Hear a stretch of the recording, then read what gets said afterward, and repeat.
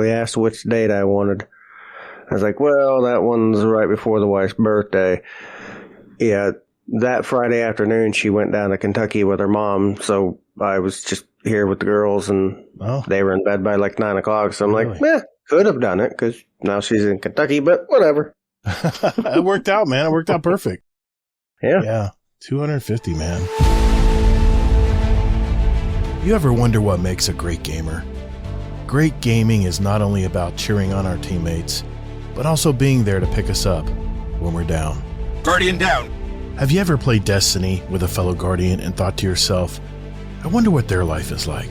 Questions like these spark conversation, friendship, and community. We're a Destiny 2 podcast that focuses on 3 things: community, news around the gaming industry and Destiny 2, and thought-provoking topics in the game. We're Guardian Downcast. Your stories, your community, your destiny.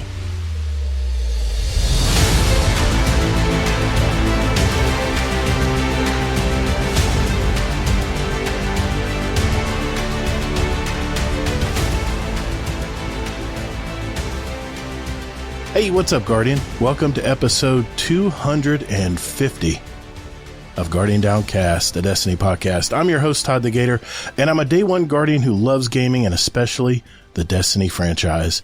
And we talk about it. In this episode, we celebrate 250 episodes. And I can't think of a better guest than one of our original members of our community. He's supported and been in our Discord community since Easy, Hazel, and I started this podcast back in July of 2019. Been a full 5 years almost. So it's certainly a lot has changed, but he's always been there for the show. He's always been fun to talk to.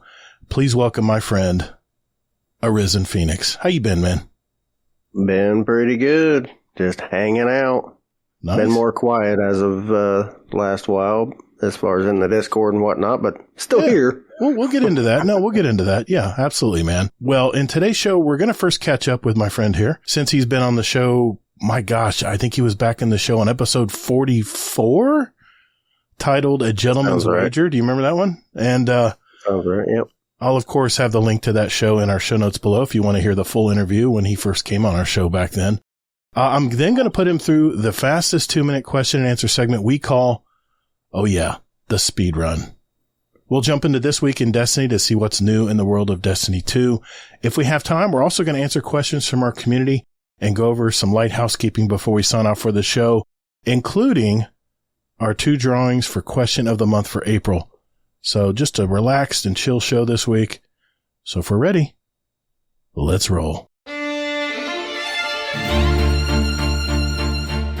Hey, thanks for listening to Guardian Downcast. There are several ways you can contact us. First, you can find us on X at Guardian_D_cast.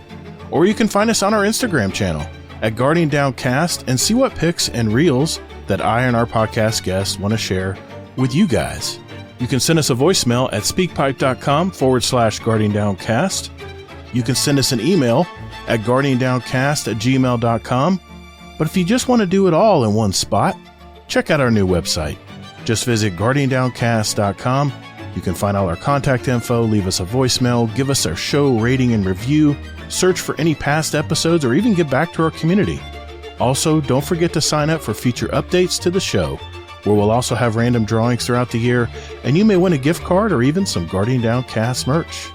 Our community thrives on interaction, so get involved and check us out. And later, Guardian.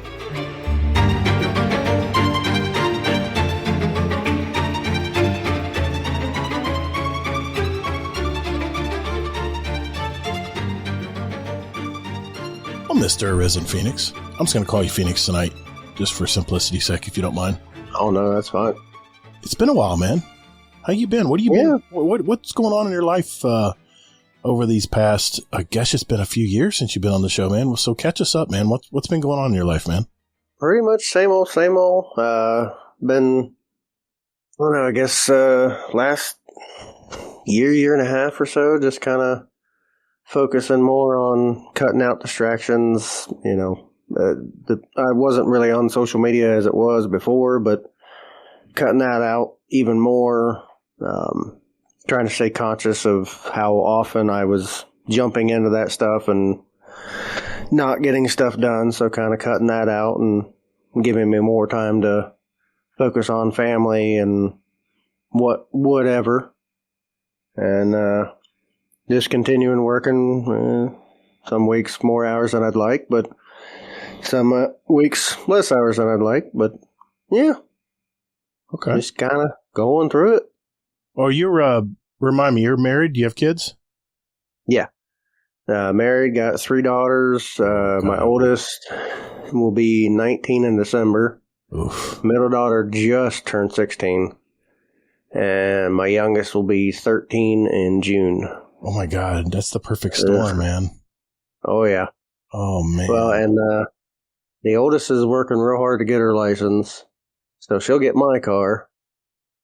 And the middle daughter already wants to start learning so she can get her permit. So I got to get a car for her and a car for me. Oh, it's not the car. It's expensive. It's the dang insurance, man. I'm insurance poor. Yeah. Holy crap. I just got my renewal notice the other day. I'm like, Well, and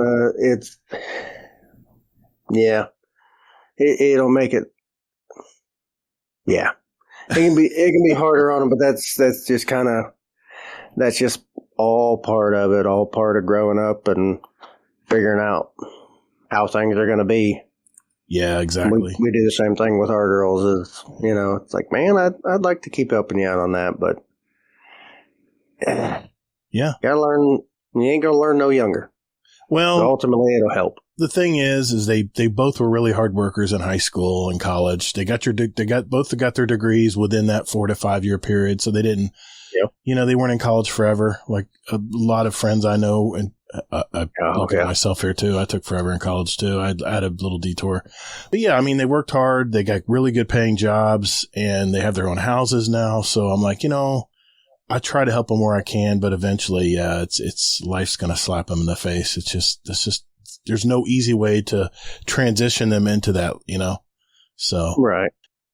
man, you were here back when we started this Discord and back when we started this podcast. You were one of the first members from Dad's Tales that moved over, and I say move over. I mean, we're still in Dad's Tales today, but gave us a chance and joined our Discord and converse with us. You were very active back then. And thanks you for that, man, by the way. Thanks for that leap of faith and believing in us.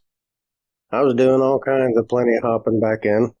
Just because if I heard about anybody in the community doing whatever, I'll drop you a subscribe on YouTube, check out your podcast, check out the Discord. Heck, I think at one point I had like 60 different Discords I was part of. Oh, God, man. I can understand. Let's clean that up and whatnot. But, So what I'm all about helping support people. What prompted you to kind of break away from social media? I mean, what was I think I know what the answer is, but was there something that triggered it where you just had to break away and kind of refocus? It was just kind of recognizing all the added stress that it was throwing on me and realizing how much I was paying attention to that versus, watching show or movie with the kids or getting my job done that I need to get done, or realizing that, oh, wait, I've been sitting here for 30 minutes and I haven't done anything except for, what do they call it, doom scrolling. Yep. Been there, done that. It's like I could have got multiple things done. Yeah. Even if it was just, playing a little bit of a game that's going to be way better than just scrolling through crap that I don't need. I hear you, man. I hear you. I tweet out every now and then on Twitter. And of course, I'm a YouTuber. So, of course I put stuff out there, but yeah, generally I'm not really in a lot of places.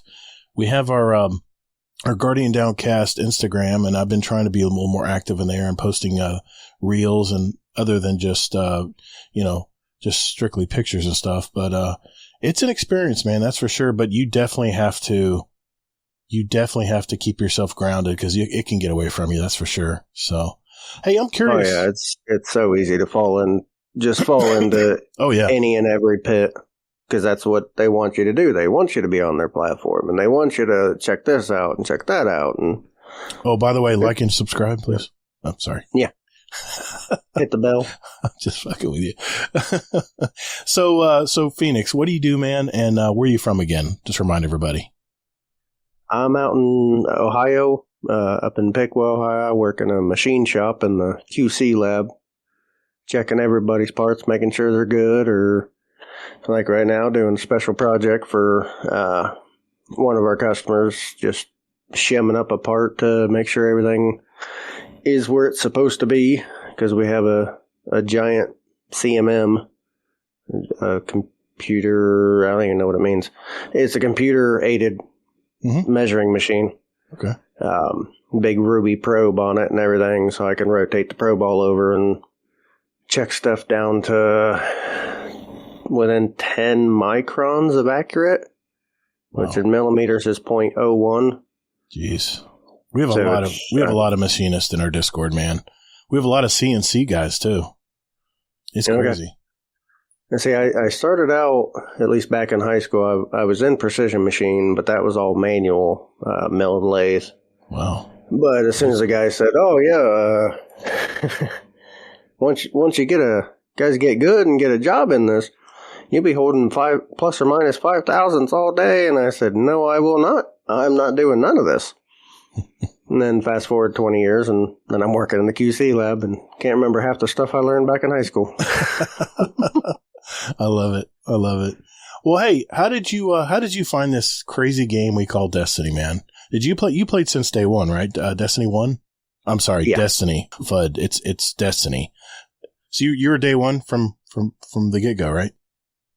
Yeah, I had a buddy that I played a whole lot of Halo with, and he had the Game Informer where they were like really showing off a lot of, Bungie's upcoming project.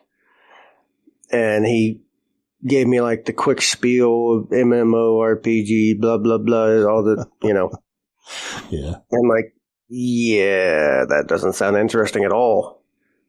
But he gave me the copy of the magazine and I looked through it and I'm like, okay. I might eventually check it out, but I still really didn't have any interest. But the beta came up, and I was like, well, it's free to download and try. I'll give it a shot. And then I didn't do or play anything else. I just kept running stuff on that, and I was like, well, okay, maybe I will get this. And then the wife ran out to GameStop and, without me knowing, pre-ordered it for me. So day one, I came home and there it was sitting. Well, that's a keeper. How long have you guys been married? Oh, Lord. I know. It'll be, oh, wow. 19 years? Yeah, it'll be 19 years of September. Hell yeah, man. That's a keeper, man. That's awesome. We've had a couple members in here where their significant others surprise them with Destiny. Boy, if she only knew. If she only knew what that game did to us. Does to us, I should say. But yeah, I think she looks back on it every now and again. It was like, man, if I had known that'd be a 10-year mistake at that time. Yeah. Well, you course corrected, man. That's the key thing. I mean, you focus back on the family and it was more of a hobby. It wasn't more of an obsession. I know it can easily, I was there, man. I've been there, believe me. I'm curious, how many times did you play the beta over and over? I want to say I got through it 7 or 8 times, maybe 9. I think I did it like 20 times, man. I love that. That even though it was just a little intro story until you got to the wizard at the end, but yeah. God, I love this game, man. And it had its hooks in me from day one. I was so looking forward to something like this. It's exactly what I needed. I was so burnt out on shooters. And then this Bungie game comes out. I played a little Halo, but I knew of Bungie, but that's it. And I really never took to Halo. I was always in Call of Duty, and man almighty, what a game, man. What a game. Well, I heard a little from a little birdie that you jumped back in and played the Lightfall story. Yeah. Yeah, I still haven't beaten the whole thing on Legend yet. That's tough. I'm halfway through now, or at least for my Guardian rank, I've got the first quest, so I've got the last 4 to do to finish that out. Now, did you start it on Legend, and you're only going to do it on Legend, or did you run through on regular first? Oh no, I ran through on regular. Nice. Just because I know I'm trash at the game, so I don't even try for the hard. That's the great thing about what they made this change back when Witch Queen came out. I don't know if you played Witch Queen, but they did the same thing. Oh yeah. Where you could basically play the easy mode or play the more difficult mode, and they gave you rewards for it. You got a piece of legend of exotic armor at the end of it. It was worth it, and an exotic weapon. So I love that they're still doing that into Final Shape. In fact, they're still going to offer the normal mode, and then the legend mode, and people can decide which way they go. That was such a great thing that Bungie added to their games. But yeah, a lot of people really seem to enjoy that. Like I said, I mean, and I like the idea. I just know I don't have the patience or the skill to run through it that way. I want to get the story, and then I'll come back later and try the harder stuff, after I've seen what they have with the story and get some cool gear and, get myself better acquainted with what the new setup is with the artifact, and, because it's kind of a new flow of gameplay once you figure all that out. And yeah. Well, I can tell you right now, I'm going to play it on regular solo, because that's the way I always play new expansions. I want to take my time. I don't want people talking over me while I'm listening to the dialogue. And it's not that I'm in a social scenery and everything. Yeah, I want to take it all in. I want to observe this artwork that Destiny put tons and tons of time into to make. And a lot of people just jump in and with a group and just ramrode through it, and that's just not me, man. Now I'll go back through it and play it on Legend, but either way, whether you play it on Legend or regular, you're going to end up with 1960 power automatically, or, they're going to give you the gear in order to get up to 1960, which is only 5 less than the contest mode to even jump into the raid if you want, which I don't think I'm going to play day one. I think I'm going to watch it this time around. Contest mode has just not been my friend in the past. And if someone needs one to rotate in, maybe I might think about it, but I'm really going to take my time and really cherish this last Light and Dark story, missions and stuff. Yeah. So yeah, because we're 10 years into the story arc. That's pretty big. Yeah. Yeah. I've never played any single storyline of a game for that long. I have not either. I was just talking to several of our past guests and said, do you believe we've been playing this game for 10 years? And it looks to be that they're going to continue on after the Final Shape with the episodes. And then beyond that, it's all a lot of speculation. But there's been some rumors that something new is coming down the pike, whether it's a Destiny 3 or Destiny Online or whatever. A new Destiny is coming of some sort. It's been really fuzzy as far as there's been a couple different opinions out there and supposed, quote leaks, but I don't care. I want to be surprised anyway. I don't want to be spoiled. Yeah. Yeah. And the game needs it. Mm-hmm. They did it with D1 and, we had the 360 drop off and PS3 drop off and all that. And then they had to bump it. Then they re-released it to kind of help some of the issues. And then they re-released it again to help some of the issues. Right. They have a lot on the plate.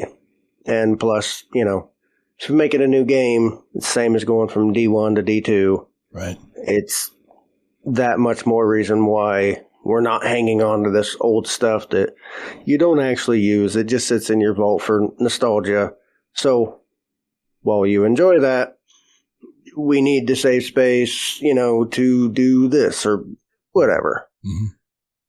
Now, of course, I'm stubborn, so I get my set of weapons and I don't touch anything else.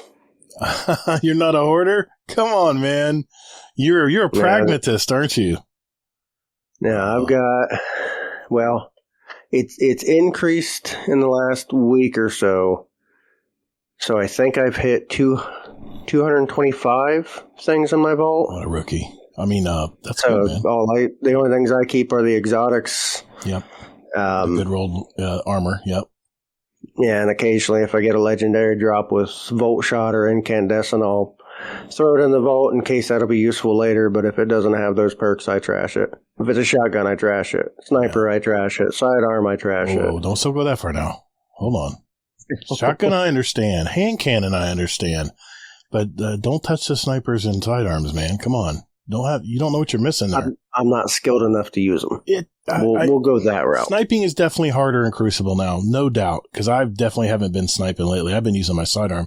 The sidearms are really strong now, man, and they will. If you hate shotgunners running at you, it is the greatest weapon to backpedal and knock them out before they come get to you. You know, but what was I going to ask you? Well, so I'm assuming you're going to go ahead and finish it out and play Final Shape.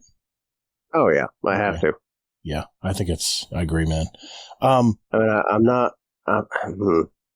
holding my breath for after that, but I'm hoping that, the first episode will really get the hooks in again, because I want to continue playing. Yep.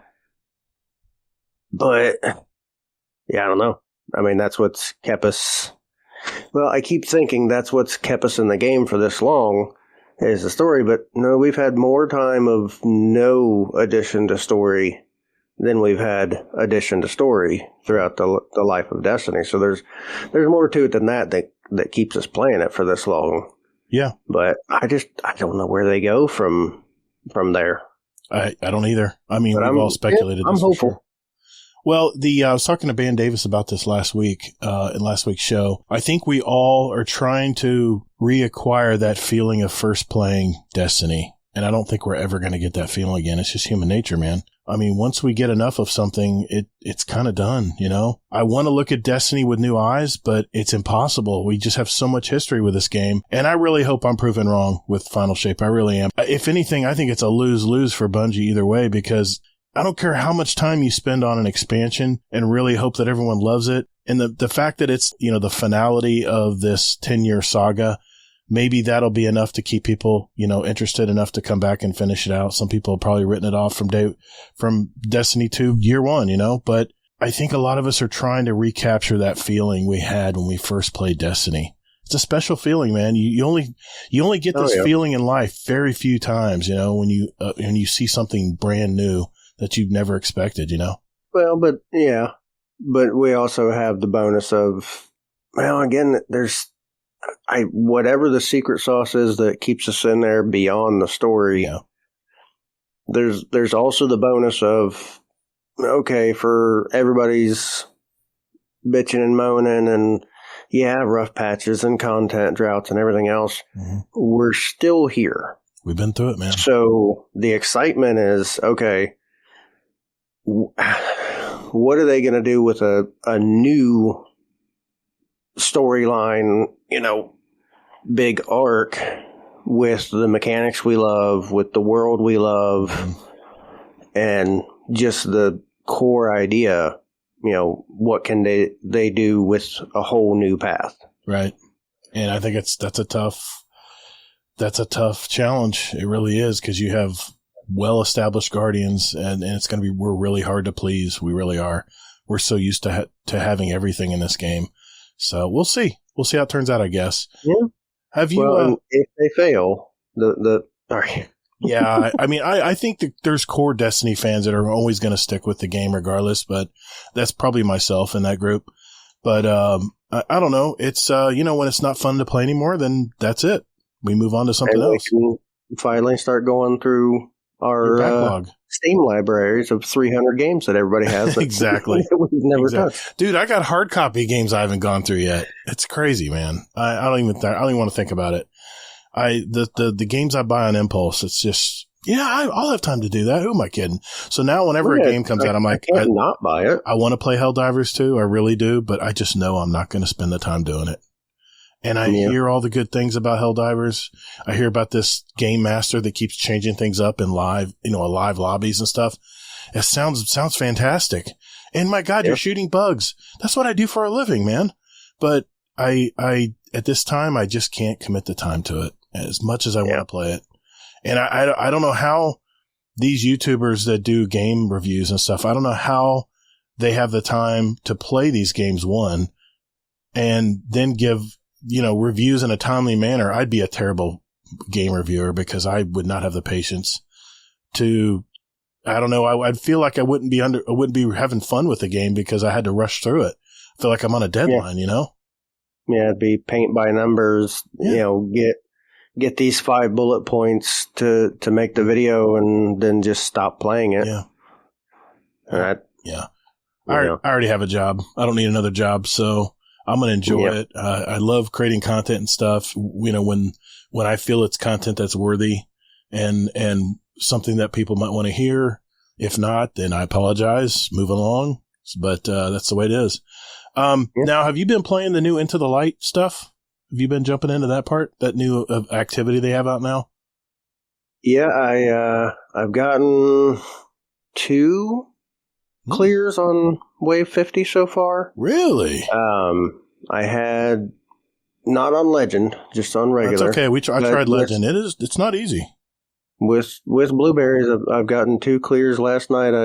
We failed on the last wave, so almost had a third. But what was it last week? And I had I don't know. I guess it was common with a lot of people.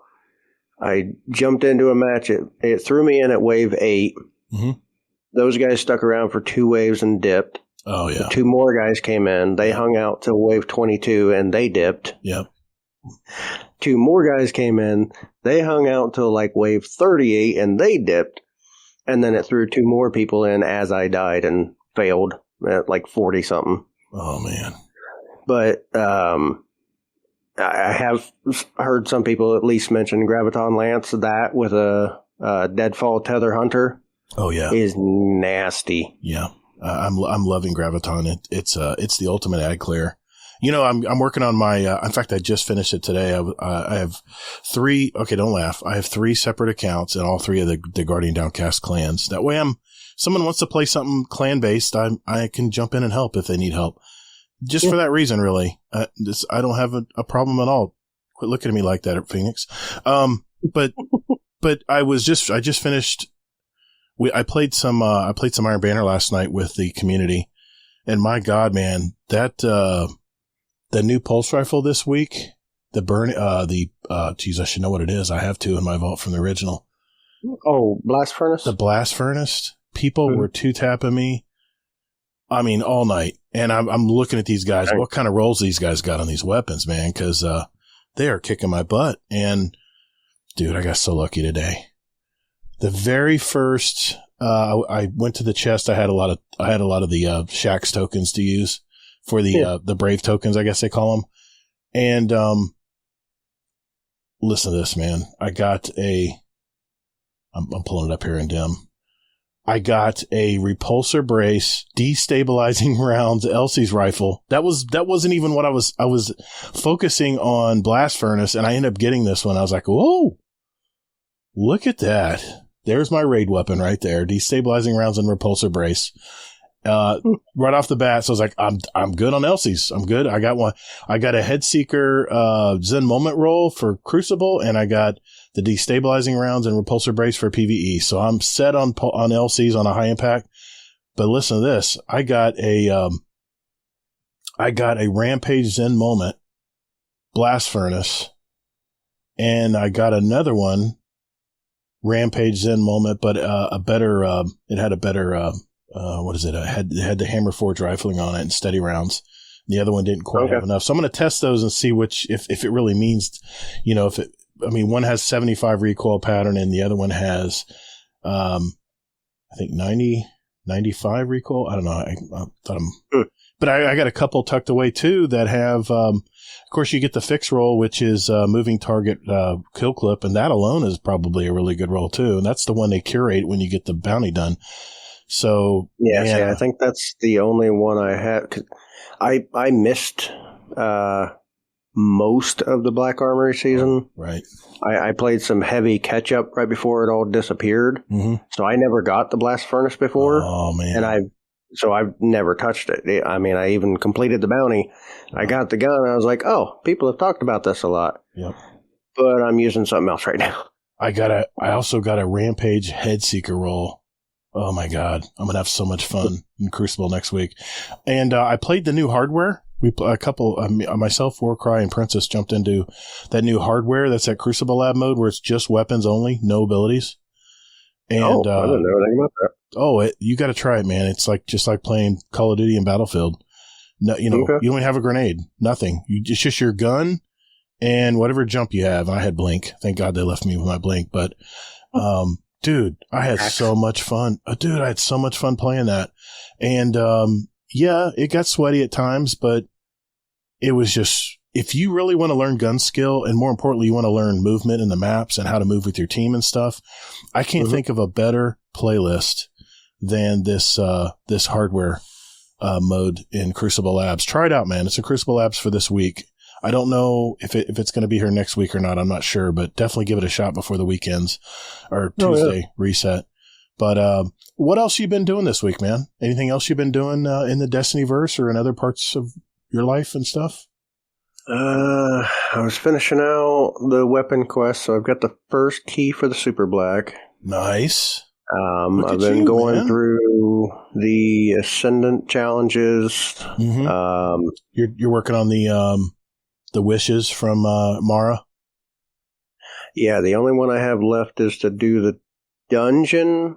Mm-hmm. So that's probably not going to happen. Just check it out. I'm sure you'll find some people in Discord around with you. And then what was it? Yeah, I've been knocking out Dreaming City stuff because that part I don't mind redoing all of that. Sure. Or all those different activities. You're getting a pretty good reward for it. And everything. Yeah. I did try, just because I had finished off a couple of the things I was doing.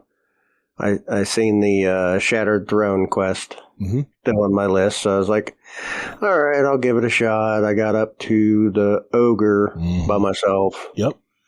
And I hadn't tried the Fire Team Finder thing yet. Okay. So I tried that. I screwed that up. Screwed up making my own little thing in there. I'm like, okay, I'll try joining someone else's. There you go. Joined in, 3 people, everybody ready. And we sat there and sat there and sat there till the one guy left. What? Okay, that's weird. So we got 3 people again. Oh, my God. And still nothing happening. He leaves. What is going on? Third guy comes in, and I keep checking everybody. We're all sitting in orbit. Yeah. Finally, when the third guy comes in, I look at the guy leading the whole thing, and he was playing checkmate. Like, dude, what are you doing? He's not even... Oh, my God, dude. Wow. So I was like, it's 9:30. I'm going to bed. I got work in the morning. That's too bad because I've heard good things about the and then now they made it a finalized thing now. It's hardwired into the game now. I've heard good things about it, but I guess it's pretty cool. I guess there's times when it doesn't. You never hear about those times. That's usually the way it is. Yeah. Yeah. You been watching any movies or shows or anything that you want to mention? I watched through. I watched a classic tonight for our family movie night. We watched Ernest Scared Stupid. Nice. Because that's just a great movie. The wife and I last week finished off the Fallout series. Yeah, that was amazing. My wife, I'm going through the second time on Fallout. And I said, you know what? Watch the first episode and you let me know if you want to keep watching it. And by the end of the episode, we had to take our dogs for a walk and get ready for bed. And she's like, well, let's just see what's in the next one. I'm like, no. We'll do it one episode at a time. I want to burn you out on it. And we just, in fact, before I even got on the show tonight, we finished the second episode. She's really liking it. Well done, man, wasn't it? It's a well done show. Yeah, see, the wife had texted me one day and she said, I made a mistake. And I'm like, okay, what are we talking about here? And she's like, I watched the first episode of the Fallout show. And I'm like, she cheated on me. I don't care. You go ahead. I'm not worried. Because really? Look at all the other stuff we've gotten for video game related shows and movies. Yeah. I'm like, yeah, I really like the Fallout games, but I was certain that the show was going to be terrible. So I'm like, I don't care. If it's really good, you can let me know later. Maybe eventually I'll watch it. Yeah. And she's like, no, I want to watch this with you. okay. But it was the same deal. She told me, well, we'll just watch the first episode and see what you think. Right. And then we just binged the crap out of it. I love it. So yeah, that was fantastic. Do you guys have Hulu? Yeah. Oh, you got to watch Shogun. That's I have that on my list very good. To watch. Yeah, because I seen that pop up when we jumped back into Only Murders in the Building. We finished that out. Oh, I'm working on That's that. fantastic. I'm working on that last season as well. I'm still working on that one. Nice. I still got to catch up on The Rookie. I haven't watched the last season of Letterkenny. And at some point, I need to watch Devs again. That was a great movie. Fantastic. A great show. I mean, Hazel's the one that turned me on to that show, and I was like, I don't know, man. But wow, what a show. It'll mess with your head. It's crazy. Yeah. Okay. It reminded me of a note that I wrote down. So wait, no, it wouldn't have been, I don't think it was last week. I think it was the week before that I thought you knew, but then it sounded like it was a joke. You were talking about like you were into Matrix and Terminator. Did you know that Terminator is the prequel to The Matrix?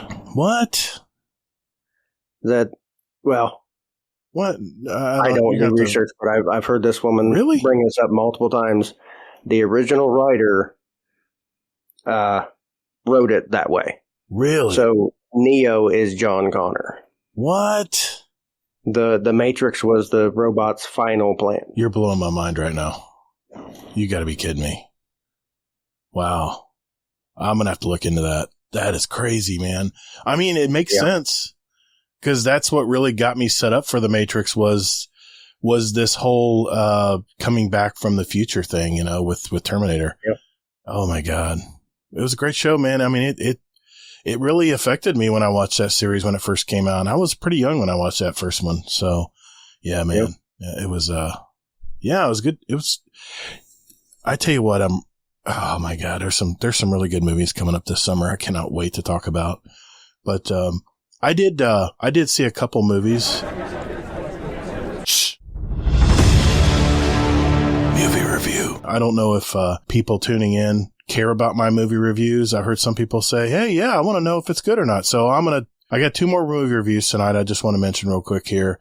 Last weekend I saw Challengers. It's the new movie, tennis movie. That stars Zendaya, you know, the one from Dune. 89% certified fresh from Rotten Tomatoes, 75 from the audience. I must admit, I was really not looking forward to a tennis movie, but my wife really wanted to see it, and I must say, Challengers was not at all what I thought it would be, in a good way. The entire story centers around a love triangle between two male tennis pros and one up-and-coming female tennis pro, which is played by Zendaya. They all 3 become friends in this tennis academy when they're younger, and not to spoil anything, more than a friendship develops between them, with jealousy, envy, you know, all the good stuff that makes for a great story.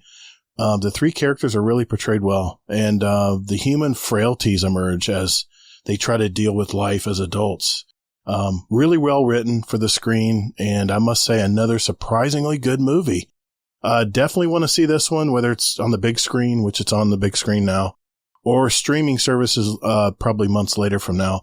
Put it on your list. By the way, fun fact, Trent Reznor, you know, 9 Inch Nails, Trent Reznor, he does a lot of the music in this movie, and wow, it really sets the mood. So this one gets 4 stars from me. Very good movie. And I have a second movie I did see. I saw an early screening of The Fall Guy, you know, Ryan Gosling and Emily Blunt. I saw this Wednesday. It was an early screening in the IMAX theater. It's a romantic comedy, sort of. 84% actually certified fresh from Rotten Tomatoes, which I was surprised. It's an homage to the Fall Guy TV series. Did you ever see this with Lee Majors back in the day? You might be too young. No. I watched this every week when I was a kid. And, you know, it was the 80s. If for those of you too young to know, it was a show where a popular stuntman, he solves mysteries and crimes in his spare time, you know, while he's shooting action scenes in his real job. Hey, man. Now, was this before or after the $1 Million Man?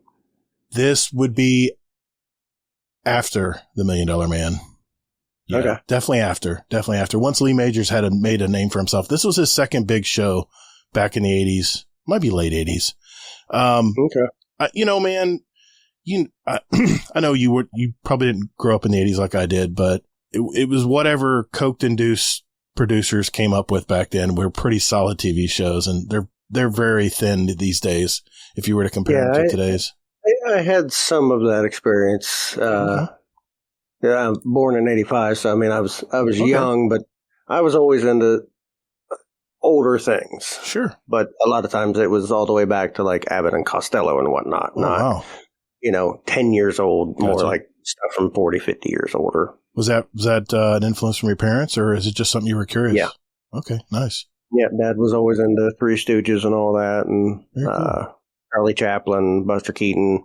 Nice. Some really old school stuff, so that probably came from his dad. Wow. But then, Mel Brooks and the like. Oh, God, yes. Great times. Big span. Yes. Yeah. Good times, man. There were some really great movies back then. This movie, though, it actually leans more toward the relationship between Emily Blunt, which she is a director of her first big movie on her own. It's a big science fiction movie. And the stuntman, which is Ryan Gosling. The rest of the story is pretty weak, I'll be honest. It was leaning more towards a really kind of a cheesy TV series episode, that they kind of spent probably 5 hours writing in the writing room the week before they aired it, kind of thing. But I tell you what, though, Blunt and Gosling, they were so charming in this movie. They alone carried it for me. I didn't even really care how the story ended, to be honest. But the pure talent and charm from these two, it just really was great chemistry. And if they weren't in the movie, this would have been probably a B film somewhere hidden down below, Spoiler alert, there is a special cameo at the end of the film in the post-credit scene. So don't leave when the credits roll if you do happen to see it. There's a cutscene. Normally I would give this one 2.5 stars. Not great. But I'm adding half a star back just because of Gosling and Blunt that were in it. So 3 stars, it was just okay. But it might be worth a watch. I don't know how they gave this certified fresh as a rating, but there's no audience score yet because it's brand new. But I have a baby shower I've got to help my wife get ready for, so I'm probably not going to be watching any movies this week. But man, do we have some really good movies coming up. Deadpool and Wolverine's coming on July 26th. I'm definitely going to see that. Mm-hmm. More of an independent film, Daddy-O, on May 23rd, end of this month. That's Sean Penn, man. Dakota Johnson.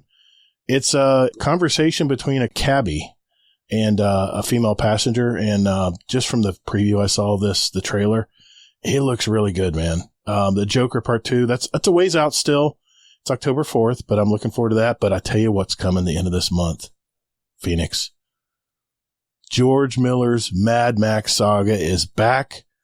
Furiosa with Chris Hemsworth, Tom Hardy, and Anna Taylor-Joy as Furiosa. I've been seeing the trailers pop up for that. I haven't watched any of the others.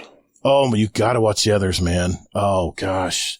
The last two are really, really good. You got to see these. I'm sure you can find them anywhere in the streaming. I'm probably HBO Max is probably where you're going to find these if I was to guess. But yeah, probably. This is the film I'm really waiting for. Kingdom of the Planet of Apes is next week. I'm going to try to talk my wife into going to see that because the story looks good. It looks good. I know they've had 1 million of these movies out, but it really looks good. It talks about the there's origin. a reason why they have so many out there. Yeah. Well, they're instant money makers. Clearly people like them. Well, I mean, Planet of the Apes. I mean, come on. I didn't grow up on Planet of the Apes. I was a little too young, but my mom and dad grew up on Planet of the Apes, the original one. And Charlton Heston? Yep, exactly. And I watched it so many times when I was younger. It was just a great movie. But it's coming next week. And supposedly they talk about how it all happens. They go back to the origins of how there's a virus that kills almost the entire human race. But apparently this virus makes the apes go the opposite direction, become much smarter and more intelligent. I don't know. It looked very interesting. Beetlejuice is coming up in September. Hitman. This is May 24th at the theaters. Looks pretty good. Quiet Place Day 1 in June. Twisters in June.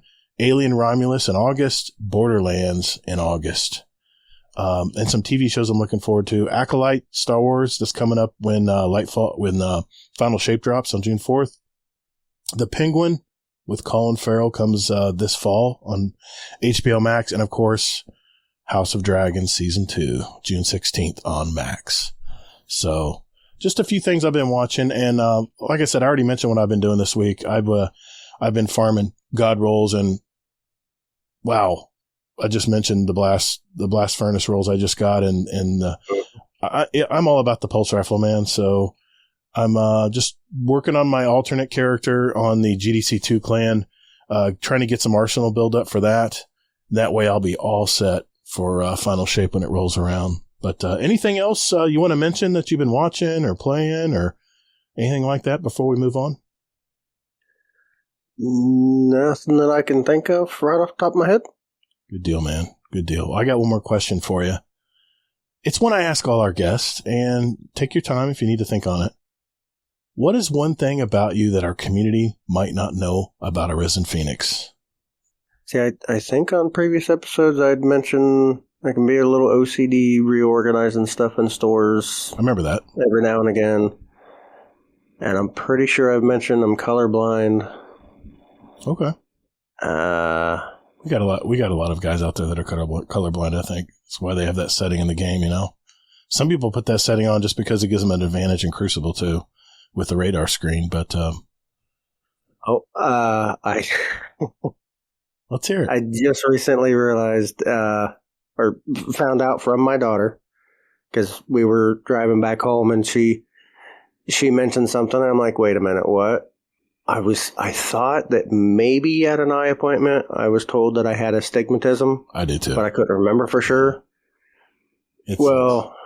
She said, it's just my astigmatism is annoying me because all the lights are fireworking. Mm-hmm. And I'm like, wait a minute, what? Yeah, like the lights stream off of them. Like, that's not normal? And she's like, no, that's if you have astigmatism. I'm like, I thought that was normal. Yeah, you see starburst. You see kind of like a starburst around lights at night. I got one side of my eye that has a pretty good one, and it's a little cloudy too at night. You get a little cloudy vision. Yeah. I thought that was just normal for everybody. No, it's just letting in too much light behind your cornea. That's the reason why it's stigmatism. It's like your cornea, I don't know what they call it. I don't know any of this stuff, but they told me it's football shaped instead of circular. So the corners, if you're looking at a football laid side to side, the corners is where the light's coming in. And I don't know if they can fix it with LASIK or anything, but I was just got my eyes checked. In fact, probably about 6 months ago.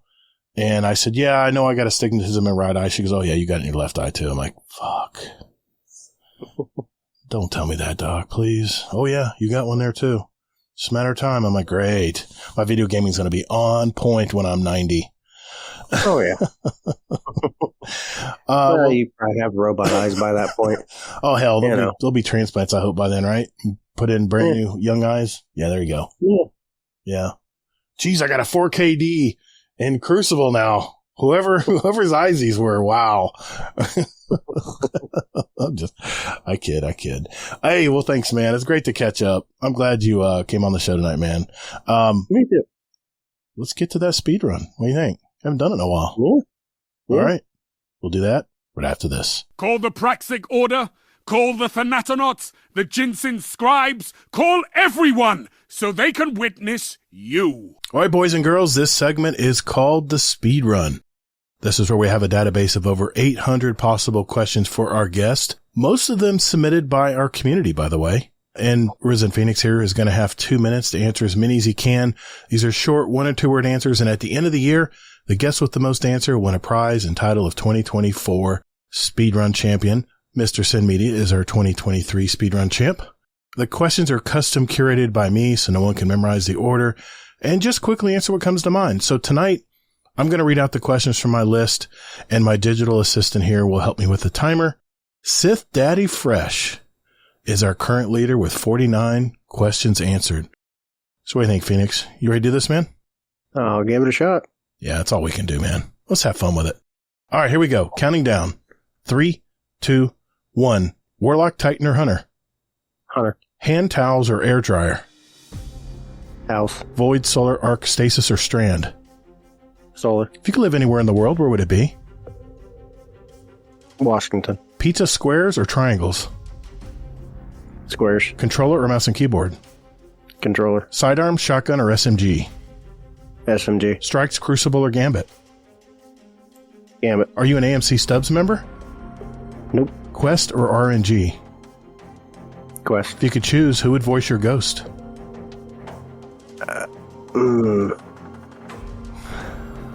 Bobcat Goldthwait. Nice. Twab or Twid? Bob. Human, awoken, or exo? Exo. Elder Scrolls or Fallout? Fallout. Is Scum Death your uncle? Yeah. What's your favorite Destiny planet? Venus. Chocolate or vanilla? Chocolate. Vex, Fallen, or Taken? Vex. What's your favorite armor or weapon mod? Incandescent. What is the best sandwich? Italian. What armor slot do you use as an exotic? Yes. Kill No. kit, Legs. kill kit, rampage, or headseeker? Headseeker. Ikora, Cater, Zavala. Cade. TV or monitor? Monitor. What number am I thinking of? 69. It was 7. Do you dip your toast in grits? No. Describe yourself in one word. Boring. Destiny 2 seasonal events, yes or no? Yes. What's one thing you own that needs to be thrown out? My furniture. What's the worst job you've ever had? Gas station. What's better, the book or the movie? Movie. Do you have a tattoo? Yep. Electric or acoustic? Acoustic. Favorite drink? Baja. Apple or Android? Android. Solo or Fireteam? Solo. Nice.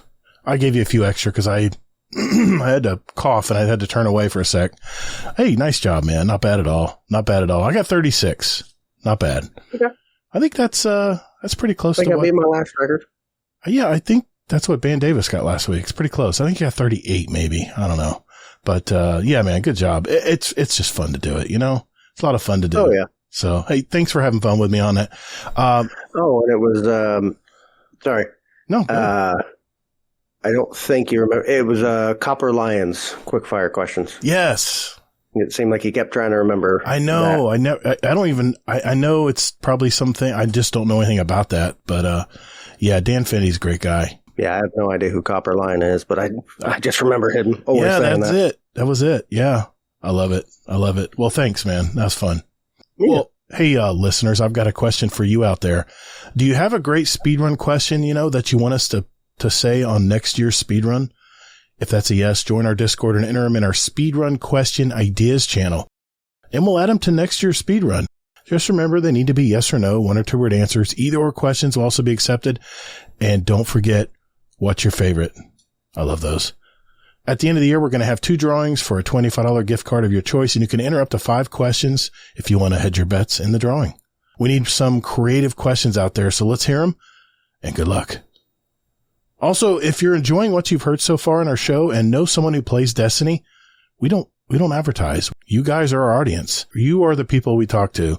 So if you know someone who you think might enjoy the show, do us a favor and share the show with them. All the links are down in our show description, right down there. I'm pointing in the show notes. And yeah, let them know about us. I appreciate you. All right, Phoenix, that means it's time for This Week in Destiny. Hey, this is Mr. Monkey, not Killer Monkey, not Monocle Monkey, Mr. Monkey. Get your bounties done. You're listening to Guardian Downcast. All right, This Week in Destiny for May 2nd, 2024. This week in Destiny, we're tuning our PvP loadouts. We've got 3 new beautiful Crucible maps coming next week, and we want to make sure you're ready. So grab that rose you've been dominating with, and let's get into it. So this is what they're talking about this week, and I'm not going to talk about all these, just the highlights of stuff that I think is really stands out this week in the TWAB. They're talking about the PvP map pack launch, the Pantheon boss profiles. This is like a little lore they talk about, the pluses and minuses of the Pantheon bosses. The Pantheon Bungie rewards, New Rahul reputation and exotic system. I'm definitely going to talk about that. The Final Shape shader icon revamp. I'm going to be mentioning that. The PvP Strike Team update, which is important. The Super Black is back. And Windows 7 and 8 users, you're going to have to move it on up to probably Windows 11 or 10, right? Come on, it's time. All right, the first thing they mentioned is the PvP map launch. Really, on this, they already kind of did a walkthrough on all the maps, and they have a link where you on Bungie.net on this week's TWAB where you can click a Watch It Now link, and it'll take you right to that walkthrough on how they decided it, how they built it. It was one of the live streams they did from Bungie just not even a month ago. But I tell you, the cool thing that's really neat on this is thanks to Relic. He does a lot of the PvP map call out and diagrams. He does like the I guess they call him the cartographer. They have all 3 of the new maps, and they have all 3 of the map layouts and callouts. So I don't know, for some of our hardcore PvP players out there, it might be interesting to look this over and maybe, learn these callouts. There's a emblem that you're going to be able to get. But first, they just want to let you know that these 3 maps they have calling out is called, they have it under a playlist, a 3v3 playlist called New Territory. And when you try that out, all you have to do is just engage in the playlist. You're going to get this Slaycation emblem. And I got to tell you, man, what do you think of this? This thing looks really good. Do you have the 12 up, Phoenix? No, but it's all right. You ought to see this, man. This emblem looks really beautiful. They put a lot of artwork in this. I love the double-headed phoenix that they use for the Crucible emblem, and it just really looks good here. Got like bullet holes shot across the emblem, and looks like a design spec on the right side, like where they have the engineering documents that it's like all laid out on a table. It's really cool looking. Oh yeah, that's wild. I like that. And I love red, so I cannot wait to get that emblem. That'll be definitely one I keep. They just had the first week of the Pantheon. I'm going to be playing that Monday with a group in our community. Looking forward to it. But I've watched Dado and some others play it when it first came out. Looks like a lot of fun. It's literally a boss encounter, and you're moving on to the next boss encounter and the next and the next. Every week they make it harder. And they add more bosses from the raids. So this is really, really good if you are new to raiding and you want to learn the mechanics of taking down a raid boss. Man, I can't think of a better time for new players to jump in and learn how to do this. So get a group of 6 together. You can probably do it I know you can do it on the Fireteam Finder. And, yeah, this looks really cool. But what they do is they go over all the, a little bit of intel on them. They talk about, the best way to attack them, what their threats are, how they're classified. I'm not going to get into that. If you really want to get down into this and read it all, go for it. It talks about all the different bosses that appeared this week. So, it's pretty cool. It's pretty cool. The Pantheon actually has Bungie rewards now. I guess if you get the Godslayer title, they have a ring. It's pretty cool. Another pin. Yeah, the ring in this, and pen they're pretty slick looking. They do good work, man. I mean, I've bought several of Bungie's t-shirts, and they're really good quality. And of course, they're going to fade over time eventually, but I still have some of the original red Suros t-shirts that I bought from them a long time ago, and I still wear them today. So everything they do is really good quality. You're going to pay for it. It's not cheap. But if you're a real true enthusiast, it's a really beautiful ring and a really nice pin if you collect them. So keep that in mind. Here's what I want to talk about. Good old Rahul, the guy who doesn't get any credit, always is the person we don't want to talk to if we don't have to. He's the guy that helps us, swap out our materials if we're trying to kind of balance out our economic materials in the game and stuff. Still don't understand why they don't have a way of purchasing enhancement cores with legendary shards. I mean, come on. They're not going to be here in the final shape. Let us use them on something. Just saying. But Rahul is going to get a rank up bar in the final shape. And what they say on this here, and it's better if I just read it out because they don't say a whole lot about it, but it really does explain it well. They said the experience of grinding out new exotic armor can be time-consuming process. It can take quite a few runs to get the drop you're looking for, and many more to get that one that has the stats that support the build you're trying to build. Besides that, with exotic armor pieces often forming the backbone of a powerful build, new players are regularly asked to spend a long time tackling challenging content solo before being able to run builds that support the most effective tactics. Luckily, the Econ team, I didn't even know there was an Econ team, of Bungie, has established a good working relationship with the tower's #1 Cryptarch over the last year as we added exotic armor focusing. And I don't know, have you been messing with this focusing, the exotic focusing, Phoenix, with Rahul? Is this something you've tried?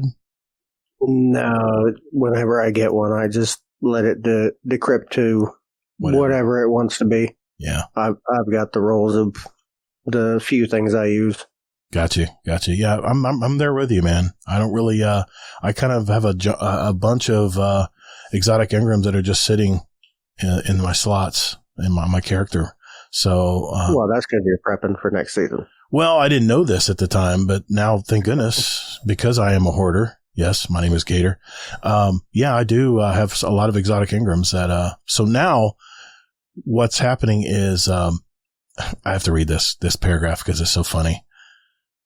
We have managed to help Raoul set up a new promotional program of sorts that makes farming the armor you want more deterministic and less dependent on rotators. In other words, those legendary lost sectors. So, starting in the final shape, Raoul is going to be the source for any new exotic armor that we release. I want to say that again.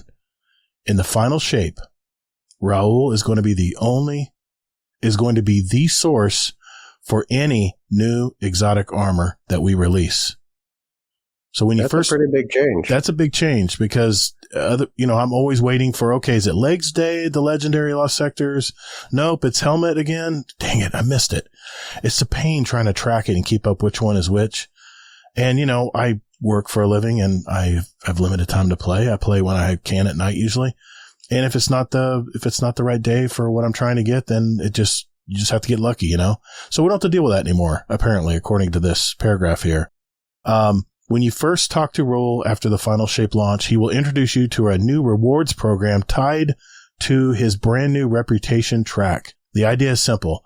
The more you decode engrams with him, the more you increase your rep with him. Once you've completely filled the reputation track out and reset your rank, Raoul will allow you into the Elite Club, giving you access to a new tier of focusing. Once you become one of Raoul's, quote, engram insiders, and that's spelled with 2 E's. He was very proud of the name, so be nice to him. You'll be able to purchase any piece of exotic armor for your character on your account for 1 exotic engram and 1 exotic cipher. So you still got to get the ciphers. You'll probably have those in the season pass. They'll probably give you some for pre-ordering the game, or maybe a little bonus pack at the beginning of an expansion. Sometimes they give you something in the like promotional things right next to the gunsmith in the tower, like a little kiosk there, a little box on the wall. Right. And you, of course, can get them from Xur. You have to earn them. There's more bounties. So in addition to the previous focusing options that they have now going on, because this is tied to Raoul's new reputation track, there is no weekly limit to using this tier of focusing. As long as you still have exotic ciphers and engrams, you can keep rolling armor. With this change, we are also altering the way that old sources of exotic armor work. First, lost sectors will keep the same drop rates for exotics, but will instead drop engrams whenever they would have previously dropped the gear. Okay. Neomuna will also still drop new exotic armor when you complete a Vex Strike Force encounter, so that'll still drop in the field, but we won't be adding any more new armor to the drop list after the Season of the Wish. So any of the new armor, you're going to have to go through Raoul. So, in final shape. With these changes, we know you're wondering how long will it take to get this newfangled tier of focusing. Without going into exact numbers, the actions that will give the most reputation will be precision description, aka tier 2 focusing, followed by advanced decryption, then opening an exotic engram, and last, but also not least, opening a prime engram. So if you want to be ready for the Witnesses forces as soon as possible, make sure you stock up on exotic engrams and ascendant shards before June 4th. As with a little more than a full stock of exotic engrams, you'll be able to start focusing new armor as soon as Final Shape drops. What do you think of all this, man? Is this a good thing? I know it's kind of like the Brave, Shax's Brave thing now. It's like a little mini bar, and it resets pretty quickly. I think I'm almost already like, was it like 10 levels total with the Brave weapon thing now? I think I'm at 7 or 8. It won't take long before I get, and that's how you get the key, right? The Super Black. Well, I think that goes up to 16. 16 now? Yeah, it's more than 10 because you unlock the boots. You unlock something else at 10, so then you still have 2 more things to unlock. But I think this is good because most of the time Rahu's pretty, I don't want to say useless, but, there's not, I don't know, I guess a lot of vendors aren't super critical. Sure. But it just makes him more interesting. Yeah. Kind of brings him back into being more than just, give me Glimmer, give me this, give me that. So, yeah, I think it's interesting. Okay. Yeah. You still get your Legend Lost sectors to get your engrams, but you can focus it to whatever you want. I like this. Like you said, you don't have to wait. Yeah. What day is it? Yeah. No, you just get your engram, go to him, and get what you get. So if I hear this correct, and I hope I'm hearing this correctly, so whatever new exotic drops, exotic armor now, not weapons, armor. I have a feeling they're going to have missions for the weapons. Yeah. I'll be the first thing I work on is that Red Death bounty or mission. Guaranteed I'll be the first thing I work on. Mm-hmm. Once, of course, I go through the story. But it's great that it gives you a direct place to get the new armor that they're releasing. I like that. Instead of worrying about drop rates and where you first have to unlock it via getting lucky with RNG in a Legend or Master Lost sector. Now you can go right to the source and say, hey, I got an exotic engram and I got a cipher. Give me that new piece. I hope I'm hearing that right. Yeah, versus Legend Lost sector, and I run it 50 times and not get anything to drop. Yeah, you've got a direct place to go get whichever armor piece you need. Exactly. It's usually 7 runs for me on a Legend and 5 runs on a Master. Is what I'm finding on average that it's taken me to get the new armor to drop. But it's still, I think they say it's a knockout list. I've always wondered that because if you look at some of the people who put up websites that talk about the armor you can get possibly, they only list the newer exotics. So I always wondered if it gives me the older stuff too. I have gotten older drops, so maybe that is the case. They are changing how the shaders icon looks. They're revamping the look of it because I didn't know this, but, there's actually 6 different colors involved in a shader, and they only show, I think, 4? 4? Yeah. It's like a 4-sided triangle, right? It's like 4 triangular pieces that make up the square. You only ever get like 2 of the colors on there. Yeah. Well, they don't say a whole lot here, but I'll just read this verbatim because it kind of explains it. With the final shape, we're upgrading the look and design of the shader icon layout. Shaders are a core way a player can provide a unique look and feel to their Guardian, and we wanted to help continue to make a better experience. Our goal with this update is to help make the shader icons more accurately reflect the colors and textures they will apply. So not only colors, but also it'll be more detailed to texture. That's good to know.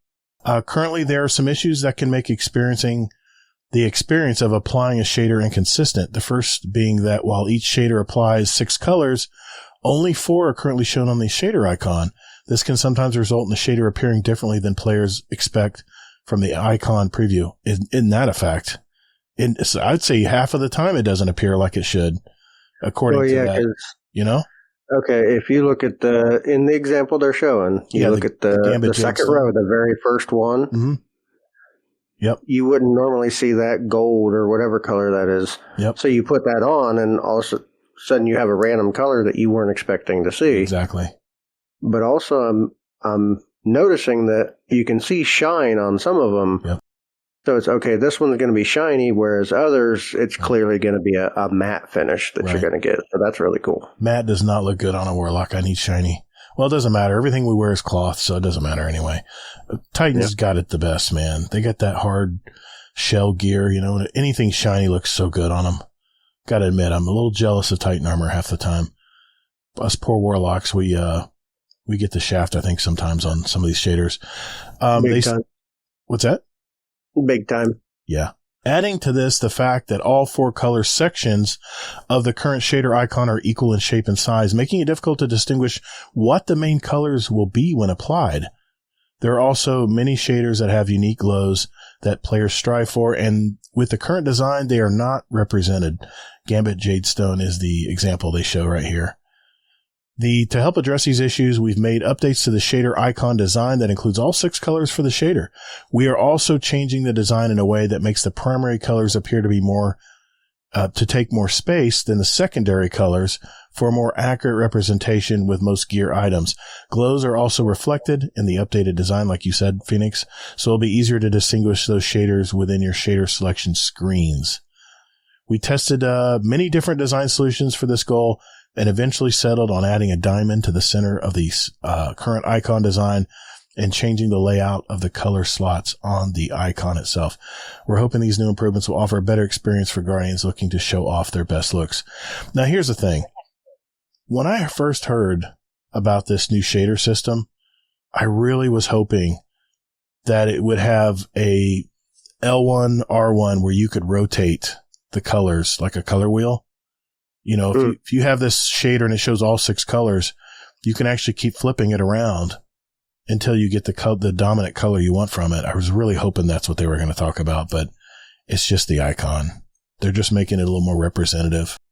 So, good, bad, indifferent. What do you think? Yeah, I think that'll be way better visually because, I mean, I've gotten to the point where I don't really even pay attention to the colors that I see in it and whatnot. I just start flipping through all the shaders until something looks okay when it's on my Guardian, and I just go from there. Right. So I think that'll be way more helpful that way. It would have been cool to have, like you were talking, where you could flip it around, but then that also kind of limits the shaders, because if you want more of the red, you know, from the setup you have where the red only hits on the hard parts of the armor. Right. But it's, I don't know, blue on the cloth. Right. Well, there's a different shader for that. Yeah, that's true too. Yeah. Plus, well, I don't know. I guess I was just, there's my hope.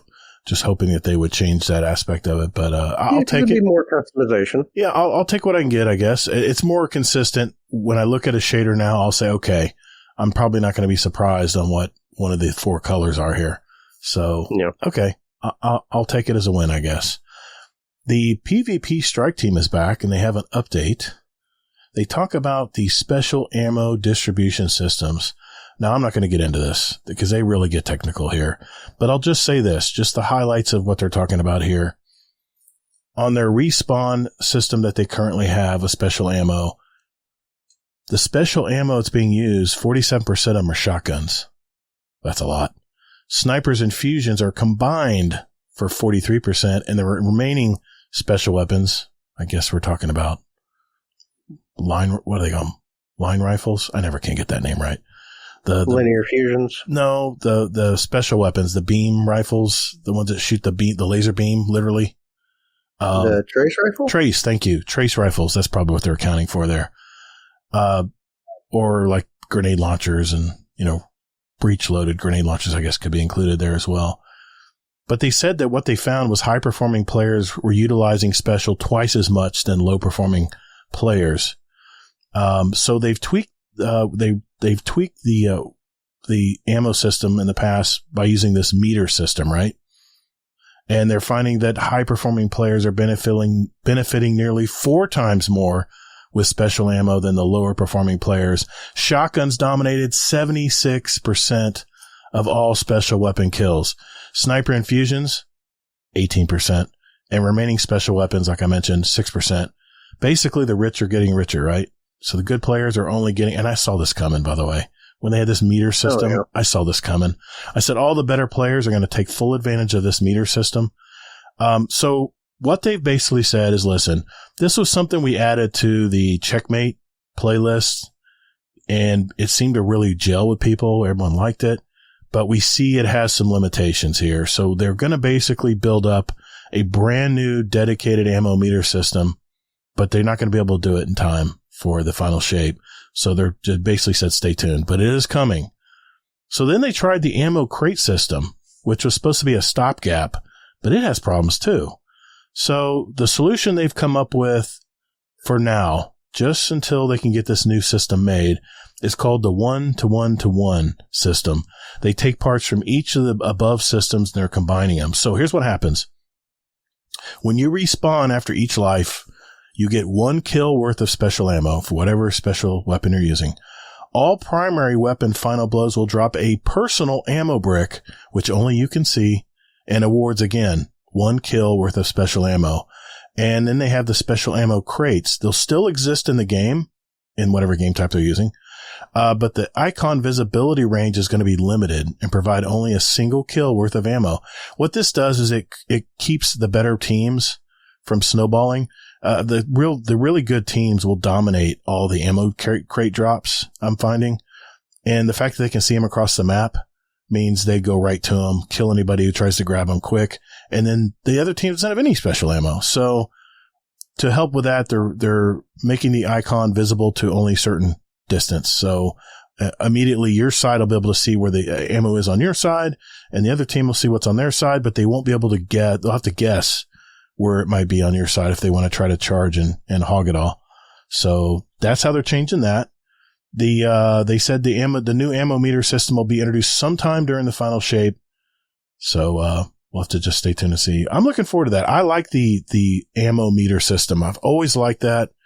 You know, whatever you do in the game, everyone gets a special ammo. Even if you die, you're increasing the bar. So I like the system, but I can see there's definitely some gaps in, trying to keep things balanced. What do you think? Have you tried the new ammo meter system in Crucible? Do you play Crucible? No, I play occasionally, but I'm usually running like double primaries or at least double primary ammo. Yeah, and that's what they said a lot of people were doing. A lot of it. They said people just gave up because they were getting it taken from them, so now most of them would just run double primary. Yeah. Yeah. Well, and that helped keep the shotgunners down if I'm not dropping special ammo. Exactly. If that's still a thing. So that's not going to happen anymore with this new system. Only that's one thing they mentioned is when you get killed now, they will not see a special ammo brick. So there's not going to be any farming of kills there. They'll have to get it off the wall, or they have to get a kill with their primary weapon, or when they spawn in. So, yeah. I don't know. We'll see. We'll see how it works out. I just love that they're always trying to improve the game. They're trying to keep the skill gap at least compressed the best they can. But eventually the better players are always going to figure it out, and they'll always rise above.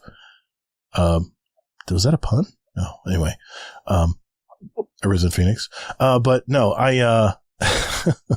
but yeah, I will have to just see. We'll just have to see here. I'm curious to see what this new system is going to be, and I'm sure they'll tell us down the road. The super black shaders are now earnable. Everything's been released, so it's now wide open. People can do what they need to do to unlock those 2 keys to unlock that. You said you still had to do which side? Do you have to do the R-Site stuff? Or do you have to do the reset? I have to level up all the way. Yep. Oh, you've done all the R-Site missions? Yep. Fantastic, man. Yeah, I've gone to Shirochi a lot. But that's been my first objective each week is to get the weapons unlocked and grab the Grimoire cards off the wall. Nice. I'm doing that too. For anybody that doesn't know that, those are there. Nice. Each room where you can activate one, there's lore there. So, okay. Yeah. So when you get all the weapon bounties done, it unlocks the key? It's not those missions above? Oh, good. Yeah, it doesn't have anything to do with the other... That's just extra XP. Quests. That's just extra XP for shacks. That's good to know, because I thought I had to do, because they have one, you got to, do 20 onslaughts without dying, or, without quitting. You got to do, you got to run 3 Gambit games, piece of cake. You got to do, kill so many people in the Crucible. I did that last night. You have to, get an encounter done, I think, and some kind of weapon kills in a raid or dungeon. Yep. I'm like, man, and then that's a master raid or whatever. Yeah, I'm like, man, that's kind of steep for people, free-to-players coming in, you know? So it's good to know, man. All you have to do is just get the weapon bounties done. I did not know that because I haven't got all mine done yet. Yeah, the only one I have left to do is the Luna's Howl. That's the only one I have left, and then I guess I'll have the key for that. And I'm on my way to doing the Shack's reset, so it looks like I'll be having the Super Black. That's a lot easier than I thought it would be. That's awesome. And we still got 5 weeks out. It's going to be a lot heftier stuff. Yeah, I think we're 5 weeks out still for Final Shape, so we still got 5 weeks to get this done. That's good. Yep. Man, that's going to fly by, man. It's going to fly by. Always does. Okay, so that is basically everything I wanted to highlight in the TWAB for this week. But I'm curious, Arisenphoenix, what's going on in the players support report this week, man? Everything is perfect. No known issues. Well, I didn't expect that. Oh, wait. Shit's broken. Oh, okay. There we go. Thank you, sir. You know what? Let's get some questions from our community, man. I think we got quite a few Destiny questions tonight. So let's get into that, and we'll do it right after this.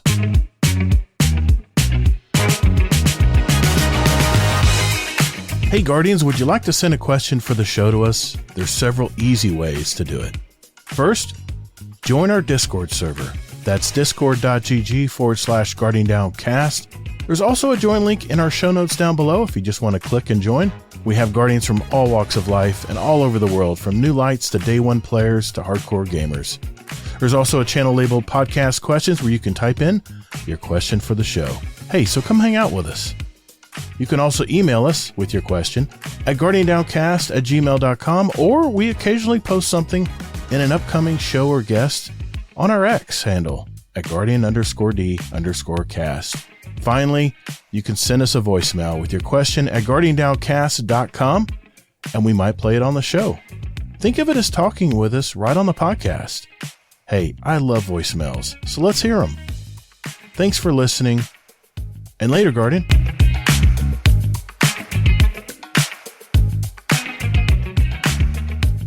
Ladies and gentlemen, it's that time of our show where we get our questions from you guys. And yeah, we have quite a few Destiny questions tonight.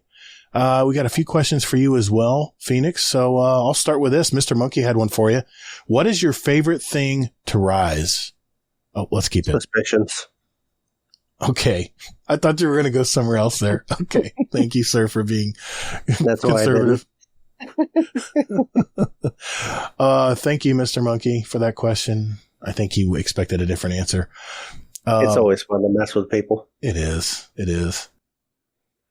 Slime Out has a question. No doubt about it, we all love the orbit screen and space traveling. Do you think they'll ever make space battling a reality? Dogfights in space akin to Star Fox and Star Wars? What do you think, Phoenix? You think that'll ever happen? I always hoped they would, because they at least tried. Or no, that wasn't Bungie. That was it. I was thinking there was a Halo game where there was at least a little bit of dogfighting, but maybe that wasn't Bungie. Maybe that was after them when 343 took over. Maybe. I don't remember for sure now, but yeah, I always hoped they would do something like that, because that would be cool, give more usefulness to your ship rather than just a load screen. Yeah, no doubt. But at this point, if they haven't done it, I don't see them doing it. I don't think it's going to happen. I tell you what I would like to see, though. I would like to see more motion on the actual ships. Like, I remember one time they had this ship. It was like a junky looking bus. I don't remember back to Destiny 1. Mm-hmm. And it had like debris and stuff kind of waving in the wind off of it. I wish they would do more effects like that. I know it's probably not easy to do, but I would love to see a ship that has like extra little pieces moving on it, like, not just strobes and lights and stuff, and I know there's a few out there like that Vex ship where there's a lot of Vex, like fungal growth on it and stuff, but it'd be really cool if, I don't know, I just thought it'd be cool if they made ships that actually had like some kind of movement on them, where like the door was like more hanging activity off on the ships, and then it might be considered stealing from Warframe. I can't remember, since it's been so long since I played it. Hard to say. At least if we could move the ship around, while it's, we're flying into the map, or even just sitting there on the screen, why can't we move the ship? Or, right. I don't know, hit a special button and there's on certain ships, there's a cockpit door and it pops up and your Guardian stands up and waves, or, That would be cool. That would be so cool. Maybe in the next Destiny. Or something. Maybe in the next Destiny game. Yeah. That would be so cool. Yeah. PhaseLink, one of our new members, welcome, has a question. If Bungie made a Destiny ARPG, like a Diablo clone, I'm going to keep saying it that way, would you play it? My initial reaction is no, because what I've seen of the Diablo games, I haven't, it's just not my kind of thing. But on the same hand, it's Bungie, and I've tried out, as far as I know, everything that Bungie's ever made. So I probably would try it. Just it'd be less likely that I would like it. But without actually having hands-on experience, because this is all just based off of initial impressions of Diablo games. Right. They just didn't look like my kind of thing, so never tried them. But if Bungie made it, I'd at least try it. Who loves Diablo. He loves this game. He's played them all. And anytime that game would come out, he was always gone from Destiny. So I would probably try anything, Bungie puts out. I'll try anything. I'll give them a shot. They've earned it, They've kept my attention for 10 years in this game. But I really only play Destiny, so. Yeah. The original Jimmy. This is Raynor. What is your most used gun for 1, fun, 2, DPS, not only bosses, but like general good damage like Sunshot or Trinity Ghoul, 3 for looks, 4 for true love, nostalgia, or specific memories? What is your most, and then he says, what is your most treasured title? This is semi-easy.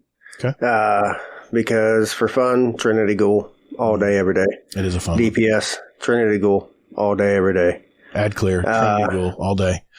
Yeah. I love that. I love that. For looks, Outbreak. Good one. Good choice. And also for number 4, for True Love, Nostalgia, because I don't remember who the streamer was. I actually went through in D1 and got Outbreak through the raid quest, and that was the Wrath of the Machine exotic, right? Yeah. You had to go find the 5. Yep. Oh, it was a pain. Strings. Yeah. It was a long.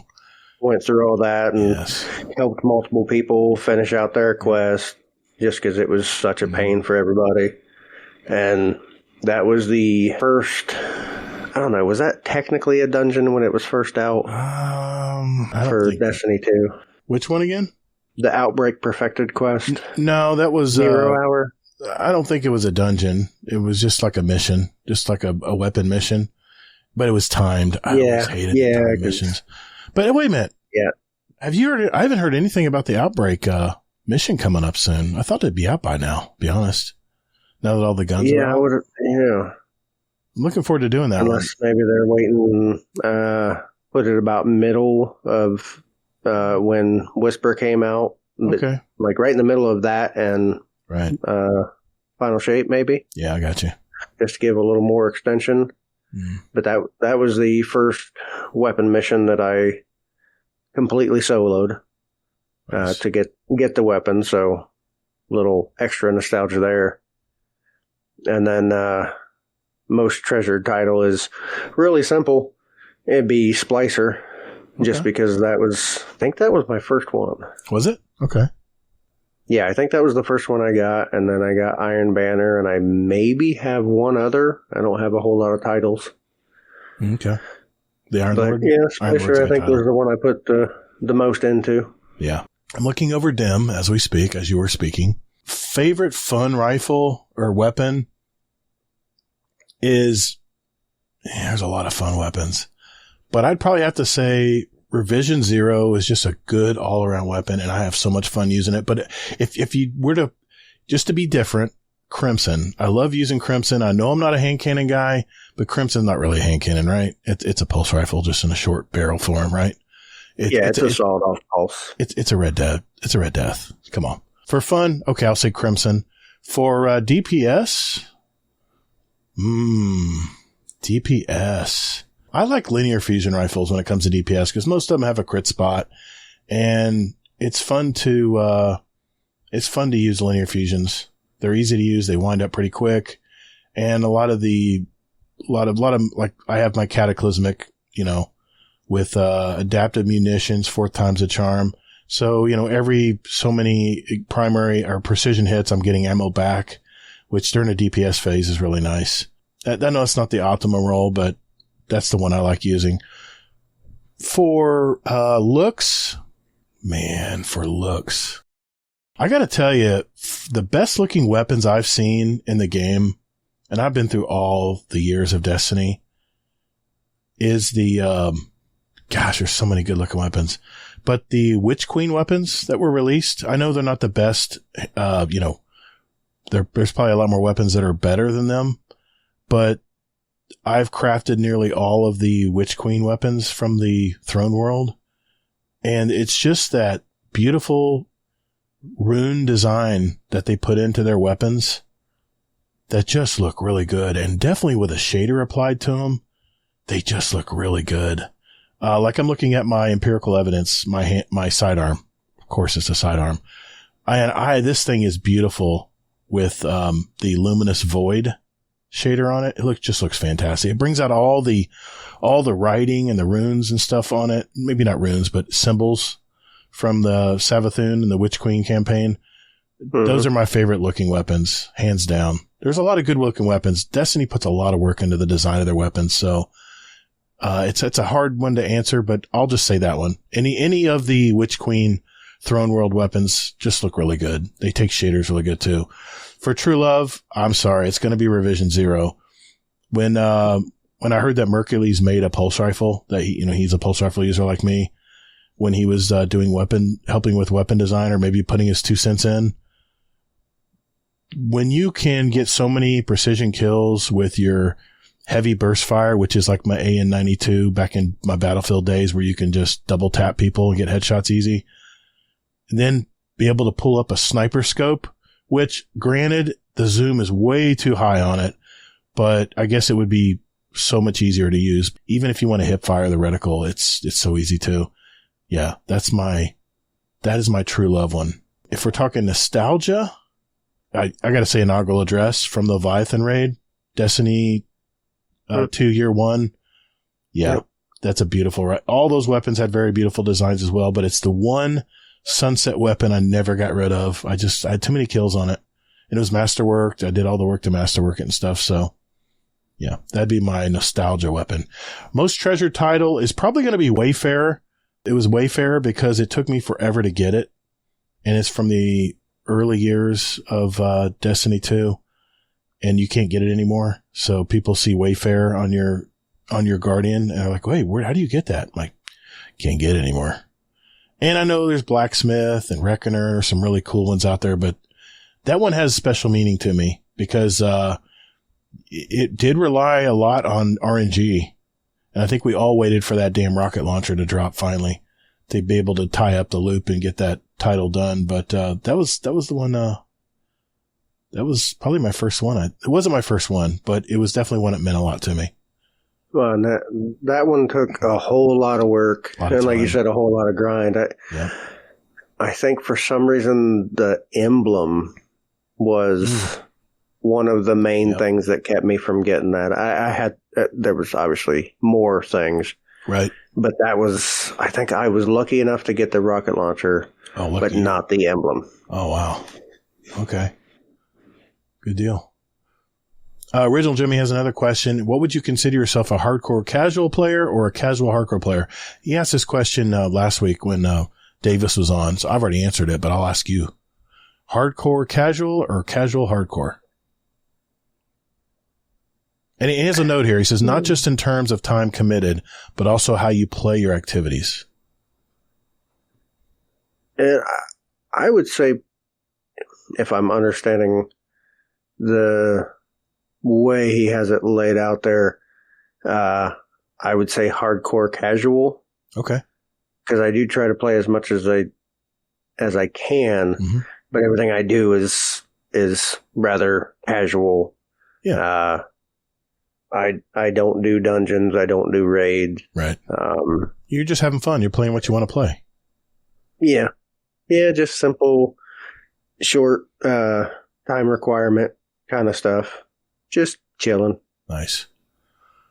We have another question here from Helen Keller, 217, another new member. Thank you for your question. Question for the show. What is your favorite single-player game you've ever played? Favorite single-player game you've ever played? Man, that's a loaded question. Yeah, that's a single player hard one to answer. I mean, are we talking about Donkey Kong here? I mean, that was a single player game. Or are we talking about a story game?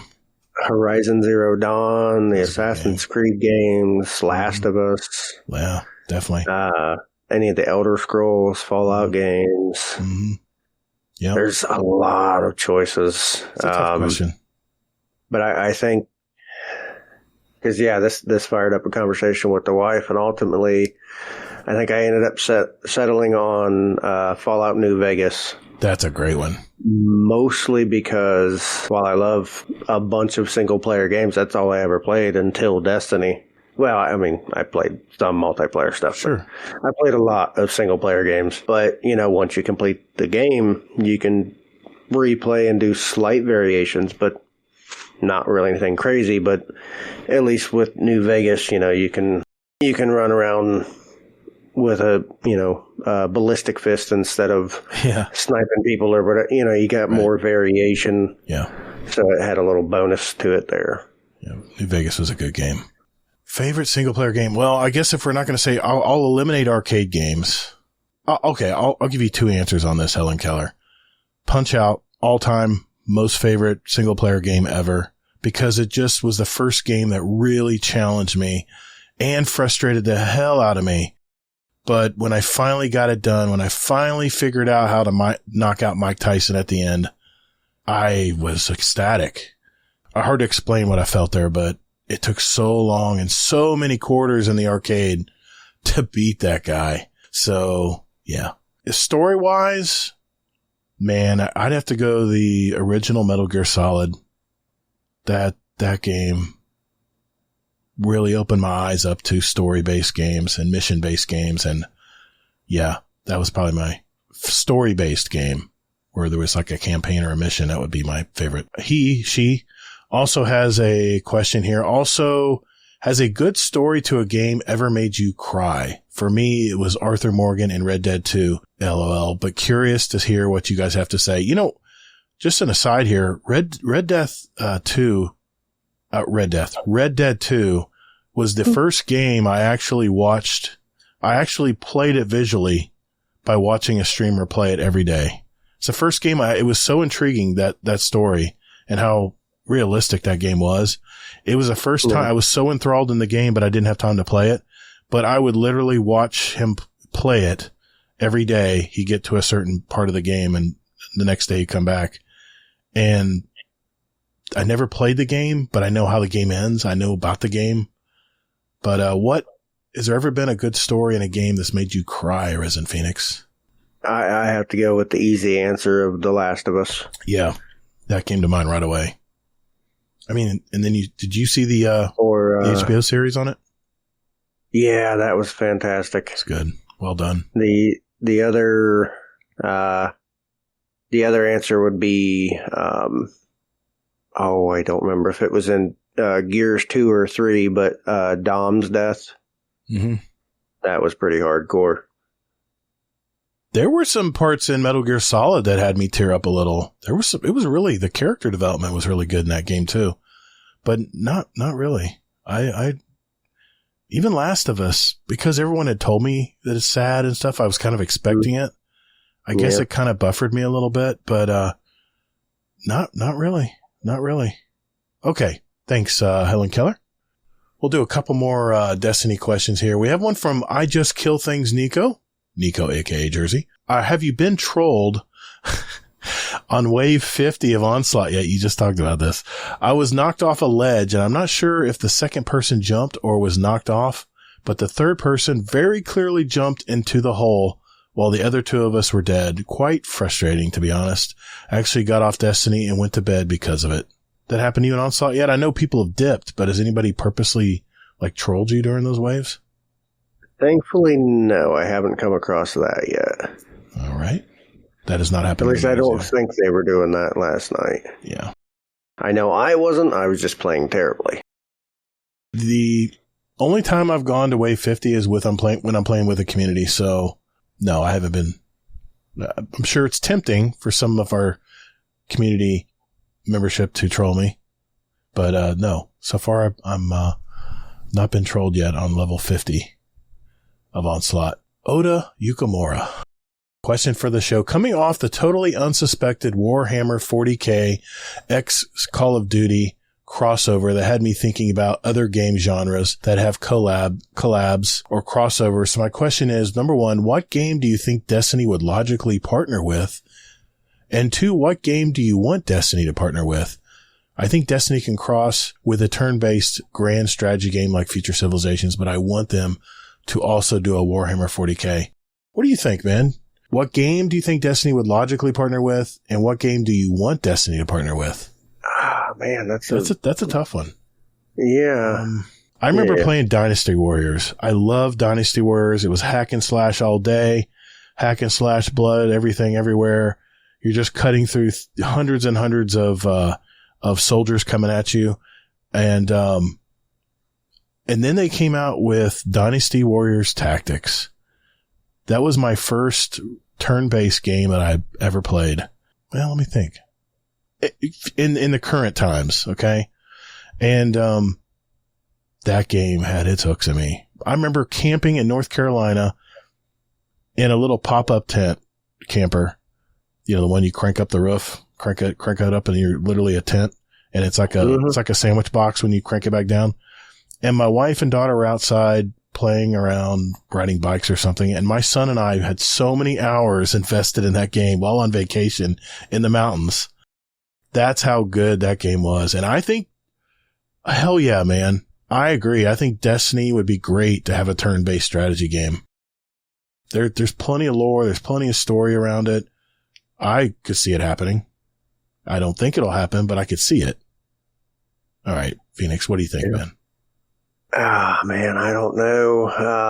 I'm trying to think of games that have won a lot of variety because, so I thought of, okay, well, Gears of War, since I brought that up earlier, but that's primarily big, bulky. That's mostly just going to serve Titans, but, well, the enemy race, they have very flowy stuff, so that could work for Warlocks. So maybe a Gears of War type of thing. Okay. Or for some reason, the first thing I thought of was Final Fantasy. Oh. At least specifically 14, because the wife and I played that for quite a little while. So you have, the multiple different classes that, your tank could serve for Titan armor. You've got your healers have more of the flowy robes for your warlocks, and then, of course, your bard for hunters. Exactly. So I could see something like that, kind of back into their fantasy aesthetic that they, kind of their early art had. Right. I could see something like that. Okay. Do you have an answer for that? What you would like to see? Yeah, I don't know. I mean, as soon as he mentioned turn-based, I was in. I mean, that's kind of where my mind went. So it kind of already led me to my answer, but it's all right. There's not always an answer. Thanks, Oda. Appreciate the question. All right, let's go out with a non-Destiny question here. This is from the original Jimmy. As you have reached episode 250 by now, how long do you hope to continue the show? And will we get to over 9,000? I guess that's directed at me. I've mentioned this in the past. I really have a passion to play Destiny.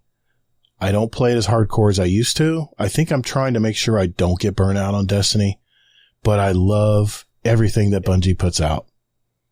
And I will say this, as long as I'm having fun playing it, and as long as there's a community around me that still wants to talk about it, I'll continue on talking about and interviewing members of our community like I have now. I have a lot of ideas on stuff I want to integrate later into the show. I've kind of experimented already with the roundtable, and just want to mention this while I'm on the subject. We have a pre-Final Shape roundtable with some people you've probably heard of in our community coming next week, and you should see the topics we got lined up. I'm really excited about this one coming up. So, yeah, I mean, as long as I have the passion, I still love doing this. You know, I do it for talking with you guys and being able to express my opinions of the game. You may not always agree with my opinions. And I got to think about this yesterday. I know I went on a tangent about the Destiny. Sony's got to be planning some kind of live action series or something like they did with Fallout. And it amazes me how Xbox and Bethesda did not see this coming. They put out a patch for Fallout 4 that was supposed to help with the new consoles and add some neat stuff to it. And from what I've heard, it's been kind of lackluster, kind of like they just pushed it out in a panic. But they had 2 years to work on this patch. I really think they weren't expecting this series to go so well. And from what I've seen, that's exactly it. They're all, again, maybe they're just playing it up, but from what I've seen, they're all shocked at how well the show has done. Mm-hmm. And like the fact that supposedly Fallout 4 became the top-selling game in England. Oh. After the show came out, like millions of copies. I think I heard that blew them all away. They topped 2 million players across all the games last month. Right after the show was released. And they weren't expecting that whatsoever. Man, I was reading an article about that, and I was just amazed that they're working on the Bethesda. They're already on to Elder Scrolls. They're working on the Elder Scrolls game that's going to be coming out, but I just feel it was such a missed opportunity. They could have had a new Fallout game, or maybe just an expansion, maybe a little extra expansion to add to Fallout 4 that would have brought back even the hardcore fans, that have kept this community alive for so long. I know I'm going off on a tangent. This is a Destiny podcast, but I just had to mention that. And I am the eternal optimist when it comes to Destiny and Bungie. And, I'm probably a little too rah-rah sometimes when I come with my ideas, but that's okay. I'll be the one who says what some of us are thinking, but don't want to talk about it or don't want to mention it.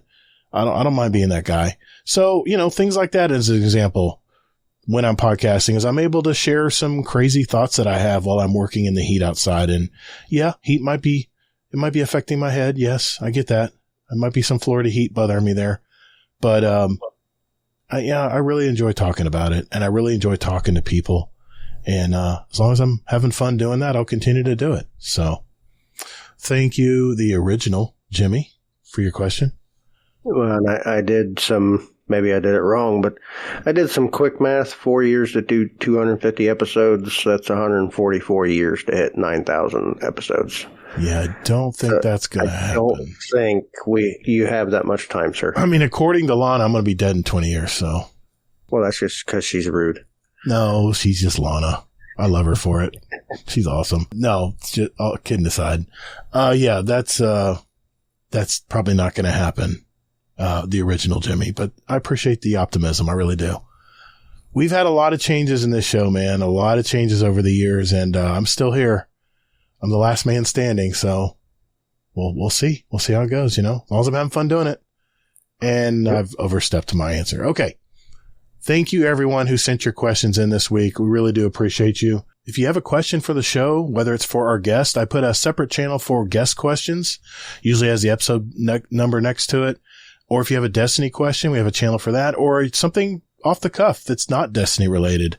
You have a channel you can enter questions in for that. So, yeah, if you have a question for us, enter it in there, and we'll do our best to answer it. All right, Elmer Fudd. How about that intro music? Guardian Downcast. Guardian Downcast. Yeah, Guardian Downcast. This is an intro. Guardian Downcast. Guardian. Not copyright. Guardian Downcast. Thank you, Mr. Fudd. Hope you're doing well, brother. This is the final segment of our show. This is where we pick our songs for our award-winning Guardian Downcast show playlist. It's a little sample of what myself and our guests listen to, and we invite you guys to listen to it as well. Just search for Guardian Downcast show playlist. We now have it on Spotify and Apple Music. The links will be down in our show notes if you want to follow along. So we add every week and sample the songs we've added. Since July of 2019. For almost 5 years, we've been adding to this playlist every week. So we now have 1,194 songs representing all of us and all of our past guests. So I'll start with you, Mr. Arisenphoenix. And you know what? The fact that we're celebrating 250 episodes tonight, let's go with 2 picks each. How about that? Sounds good to me. All right. What do you got tonight? I got I Fight Dragons. Oh, the Places You'll Go. Love I Fight Dragons. Found them years ago through a buddy, and that one has been one I've always connected with the girls for whatever reason, so it's a pretty good one. Okay. And then I got Skillet Dominion. Nice. I don't think we have that in there. I like Skillet. I've been listening to them since their first album back in the 90s, so they're always a solid pick. It is. I checked. We don't have that one yet, so good deal. Good ad, man. Good ads. In the spirit of 250 episodes, I'm going to pick 2 as well tonight. The song I chose tonight, they're a rock band from Edmonton, Kentucky. They formed in 2001, and they are touring right now, in fact. One of the members of the band is actually son of Richard Young. I don't know if you know who that is, but he's the guitarist for the Kentucky Headhunters. And they actually took over the practice house where the Kentucky Headhunters used since 1968. The song I chose from this band is a remake of an old favorite from mine from the Marshall Tucker Band from 1973 called Can't You See? It's their 2011 album Between the Devil and the Deep Blue Sea. It's the band Black Stone Cherry. Man, I love this group right now. I'm listening to these guys a lot, and their new stuff, their old stuff, all kicking butt. I dare you to listen to this one. You'll be humming it the rest of the day. I guarantee you. And my second pick is actually the original song from Marshall Tucker Band. Can't You See? So you get to see with the remake. And you'll get to listen to the remake, and you'll get to listen to the original song. Yeah. Grew up with that song. Okay. Great music. All right. Before we go tonight, we have our question of the month drawing. Compliments of Sit Daddy Fresh. The question was, what is a Destiny-related conspiracy theory you believe to be 100% true, and explain why? We only had 2 entries of our speak pipe. So what I'm going to do tonight is I'm going to award both of these gentlemen some podcast merch. We're going to hear the first one from Nico, a.k.a. Jersey. We'll see what he has to say for his answer to the question of the month. What's up, GDC? Nico, a.k.a. Jersey here. This is my conspiracy theory for question of the month. I asked this a few weeks ago. I believe Bungie is making all these tweaks and changes to see what sticks, to decide what to bring into Destiny 3. I know Destiny 3 seems to be the popular conversation. However, my conspiracy is that Sony, not Bungie, has stepped into the lead development of Destiny 3. Sony did not buy Bungie for a 10-year-old game. I truly believe Sony has a bigger hand in moving forward than what's being let on. Well, that's my conspiracy theory. Later, Guardians. Thanks, Nico, a.k.a. Jersey. Thank you for your answer. I'll be sending you a little pack of merch from Guardian Downcast. And our second one is from a newer member. His name is Captain Cags. So see what his conspiracy theory is. Okay, so here's part 2 of my Destiny conspiracy. I have multiple conspiracy theories. So in 2025 and 2026, I think it sets us up for the future. The Traveler leaves the Earth because the Winnower somehow captures it through some sort of Vex gate, and our Guardian and the Vanguard follow it, leaving our solar system during this journey of finding the Traveler. We explore for answers from our enemies, finding the homes of the Cabal, Tora Bottle, the Hive, Fundament, and Fallen Reese.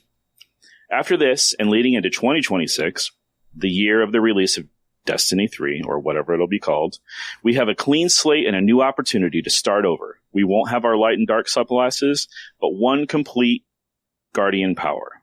I think Prismatic is just a test run to see how this would work in the future. It makes no logical sense to just use a single subclass, knowing we can intermingle subclasses now. Each Guardian class has their own special way of being a tank, DPS, or healer, like other standard MMOs. This has been something I've been hoping for, thinking outside the box scenario. A complete mix-up of the Destiny universe that we all know has desperately been needed for years. So, what do you guys think? Am I crazy? Thanks for letting me be part of this. Have a good day, guys. Thank you, Captain Cags. I appreciate your answer. I'll be sending you a merch pack from Guardian Downcast. Thank you for your SpeakPipe answer. So, that is out of the way, which leaves it real simple. We have a total of 6 entries. I'm going to put my display capture on because I'm going to post this video. Okay, as you can see, I have the Wheel of Names app that I use here. I've got everybody's name entered into the Wheel of Names. And this is for a $50 Amazon gift card, compliments of our patrons. So here we go. I'm going to shuffle the names here a couple times. And let's spin it. I'll be damned. Rodimus Prime has won a $50 Amazon gift card. Hey, buddy, you can use that toward your podcast. Awesome. Thank you very much, everyone who entered. And we'll be doing this again very soon. So I'll look forward to see what you guys enter in next time around.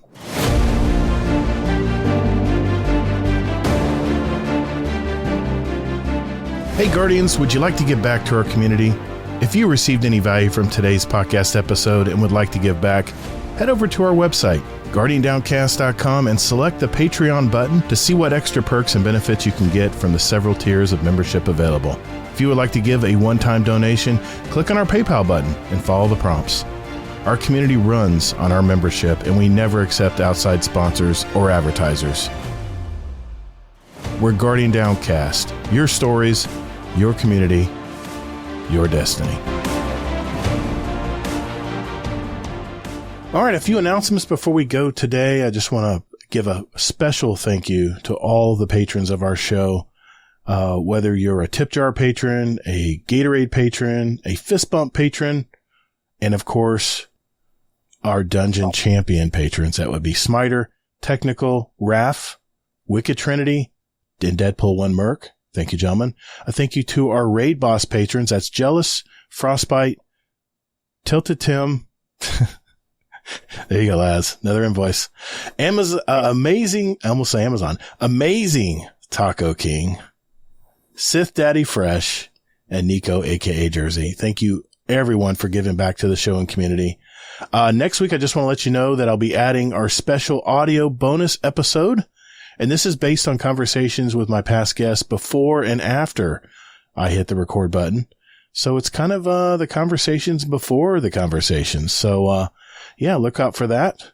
If you have an RSS feed through our Patreon site, it should post to whatever podcast app you have. If it doesn't, then go to the lounge, and up top there's a help link you can click in the description of the lounge, our special patrons only chat, where it can tell you exactly how to get that RSS feed if that's how you receive your podcast. That's a wrap. Another episode in our collection. We had a really great show last week with Ban Davis. If you haven't checked that out, go back and check that out. That's episode 249. So we have 249 other episodes with interviews from gamers all over our community. So if you're just finding out about us, you want to go back and listen to some of those past episodes, it's GuardianDowncast.com. You can search for the episode or the guest, and it'll pop right up for you. It's really a cool site. It really works nicely. So check that out as well. Next week, like I said, it is our pre-Final Shape roundtable. Destiny-themed roundtable next week, so be looking out for that. We're going to have some great guests on for that, and I can't wait to hear what everyone's opinions are with that. So, Arisenphoenix, thank you, brother, for coming on tonight. Very symbolic guest tonight because you've been here since the beginning, man. Thanks for having me on. Yeah, it's always a good time. It is, man. I appreciate you talking with me tonight. And hey, I know you're not into the social medias, but how can people find you in the Discord or wherever else? Yeah, it's down to just the Discord. At me with whatever. I will respond as soon as I can. Sounds good. Thank you, sir. Again, appreciate you coming on tonight, man. And looking forward to the next time for sure. Oh, yeah. You can contact me via Twitter, X, Todd the Gator, YouTube, PS5, Steam, everywhere and anywhere. It's Todd the Gator, TODD and GATR. I also have another podcast called the Destiny Help Desk. I just released a brand new Destiny Help Desk episode this last week with my guest, average Destiny 2 player. We talked about our experiences going through the new player campaign or lack of campaign, and a ton of tips to help new players that are thinking about getting into Destiny 2 or maybe have dabbled and want to jump in a little deeper. So check out that episode if you haven't already. It's wherever you find your podcast, Apple, Spotify, all the others out there. But if you want to find our past episodes, it is destinyhelpdeskpodcast.com. All right, before we go, we actually have a Better Call Laz segment tonight. And Laz sent in a couple messages for us. All right, Laz, what's going on, buddy? Let's just start off by saying, how dare you pressure my firm into sending you a speak pipe? What? This is absolutely ridiculous. Am I ultimately surprised? No. I'm not ultimately surprised, but it's fine. I have a few things to talk about today. An argument is breaking out in the Discord there in regards to Brittany and Rodimus and Danger Power and a whole bunch of others. Some people call other people smelly, and let's be honest, we all have an intergalactic funk. So that's one thing. But let's not go and make fun of each other. We're all supposed to be friends here, right? Plus, I just don't want to write litigation that involves so many people. One or two people is fine. You start adding too many people to it, it gets a little troublesome. Scarlett, I told you I sent in a speak pipe, and I did. It is not at my discretion or my choice when it gets added. I have it. So I'll play it next week. Patience is a virtue, my friend, and deal with that. I don't have anything else at the moment. It's a beautiful day outside, and I don't want to be lawyering right now. But you people have forced me to do this because all of you are such terribly misbehaved individuals. And I have no choice but to just constantly write in my ancient notebook about each and every single one of you and attempt to find out just how many different ways I can try to keep all of you in line. And you don't want to know some of the ways I've concocted. A few involve Southern gentlemen, except they're not very much gentlemen. They are missing all their teeth, which is not indicative of everyone in the South. Just a few people in the South, maybe like 40% of the South. What? You should see the galactic South. It's much worse. Their teeth are on the back of their head. It's a very weird scenario. You don't know which side of their face to talk to. Even I'm getting confused as I talk about this. Anyways, I'm confused. I have a long, drawn-out grant for intergalactic funds I need to fill out this weekend, so I will speak to the rest of you in due time. Priceless Cloud, you're still in trouble. Wait. One of my field agents is trying to tell me something. What is it there, Curly? Well, I done told you it's been 250 episodes of that there show you send that stuff into. That is great. Oh, wow, 250 episodes. All right, that's quite impressive. Not many things last to the number 250. In fact, I can't even think of any off the top of my head. 250 episodes. Wow, that is a big accomplishment there. I remember the early days when there wasn't much lawyering to do on a weekly basis because, smaller crowd means easier to keep track of everyone. Numbers have just multiplied since then, which just means that it's more people to keep track of, more legal issues to deal with, and sometimes I miss those early days when things were just simpler. Didn't have all these kids running around, because let's face it, I'm old. And most of you in the GDC Discord are youngins. And that means that if you're only 2 years younger than me, you're still a youngin, because that's just how age math works. And you can't question it, because I will throw a legal book at you. I have tons of legal books all in my bookshelves. Except that one, that's a Gordon Ramsay cookbook. Don't know why that's up there. It's very strange. But yes, congratulations on 250 episodes. You've been around as long as most of my field agents and Agnes Edna have been around for my firm. So these are good times. Hopefully there will be another 250 episodes, by which point we'll all be ancient, but still alive, because that's how space magic works. And if you have any additional legal questions, I'd say send them to me. But you know I barely read email, and I don't look at snail mail because space snails are the worst. No wonder he's not getting his checks. Intergalactic goo they leave all over the place. Bastards. Anyways, I'm out of here. I got to send my field agent Curly out into the nether regions of space again. Curly, where are you going this time? Well, I'll be going to the Great Dipper. I wanted to go to the Little Dipper, but you said no more dipping. We got to talk to you about your semantics there, sir. All right, until the next time. Thanks, Interesting field agent you have there. Yeah, I think the accent was more offensive than the teeth joke. That was pretty good accent. I got to admit, that was pretty spot on. Not going to lie, that was pretty spot on. Antics. There's some people in Florida that talk like that. Just saying. Remember, everyone, as you're playing Life All Season of the Wish, take breaks, get outside and touch some grass. Rasagul. Hey, remember, we're Guardian Downcast, your stories, your community, your destiny. Hey, and be good to your fellow Guardians in the Destinyverse. Guardians are measured by their ability to come back from defeat.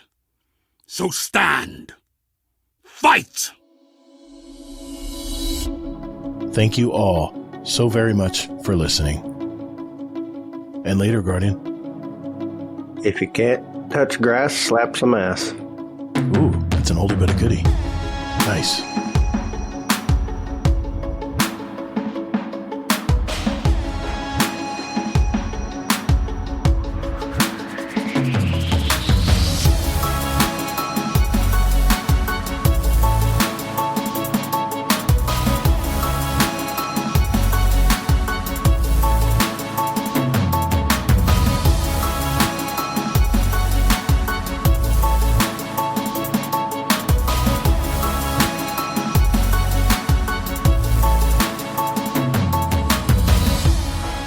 Show. That was a really good. Always a good show. Yeah.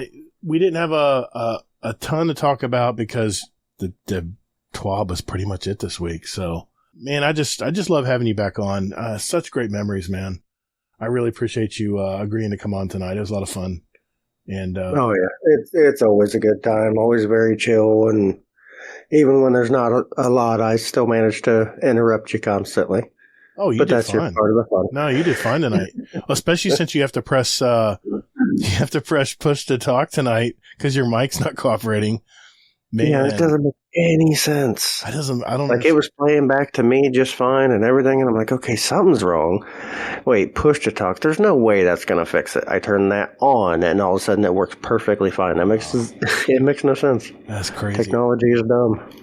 Yeah, technology surprised you. That's for sure. It doesn't matter if it's Discord or StreamYards or whatever you're using to record your podcast. Everyone has issues with this, so I appreciate you hanging in there. Is your index finger getting tired now?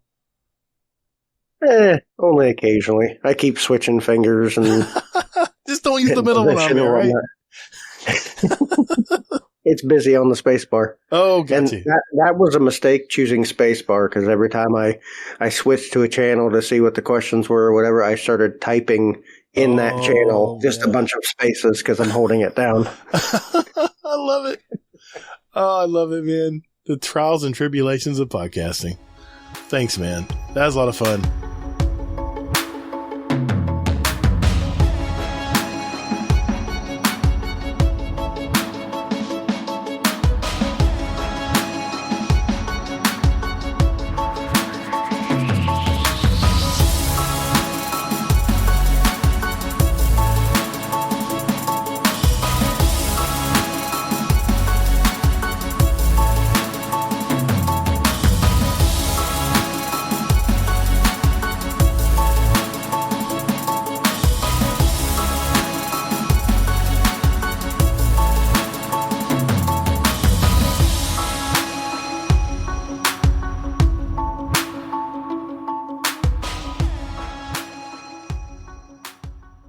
I'm a grinder, man.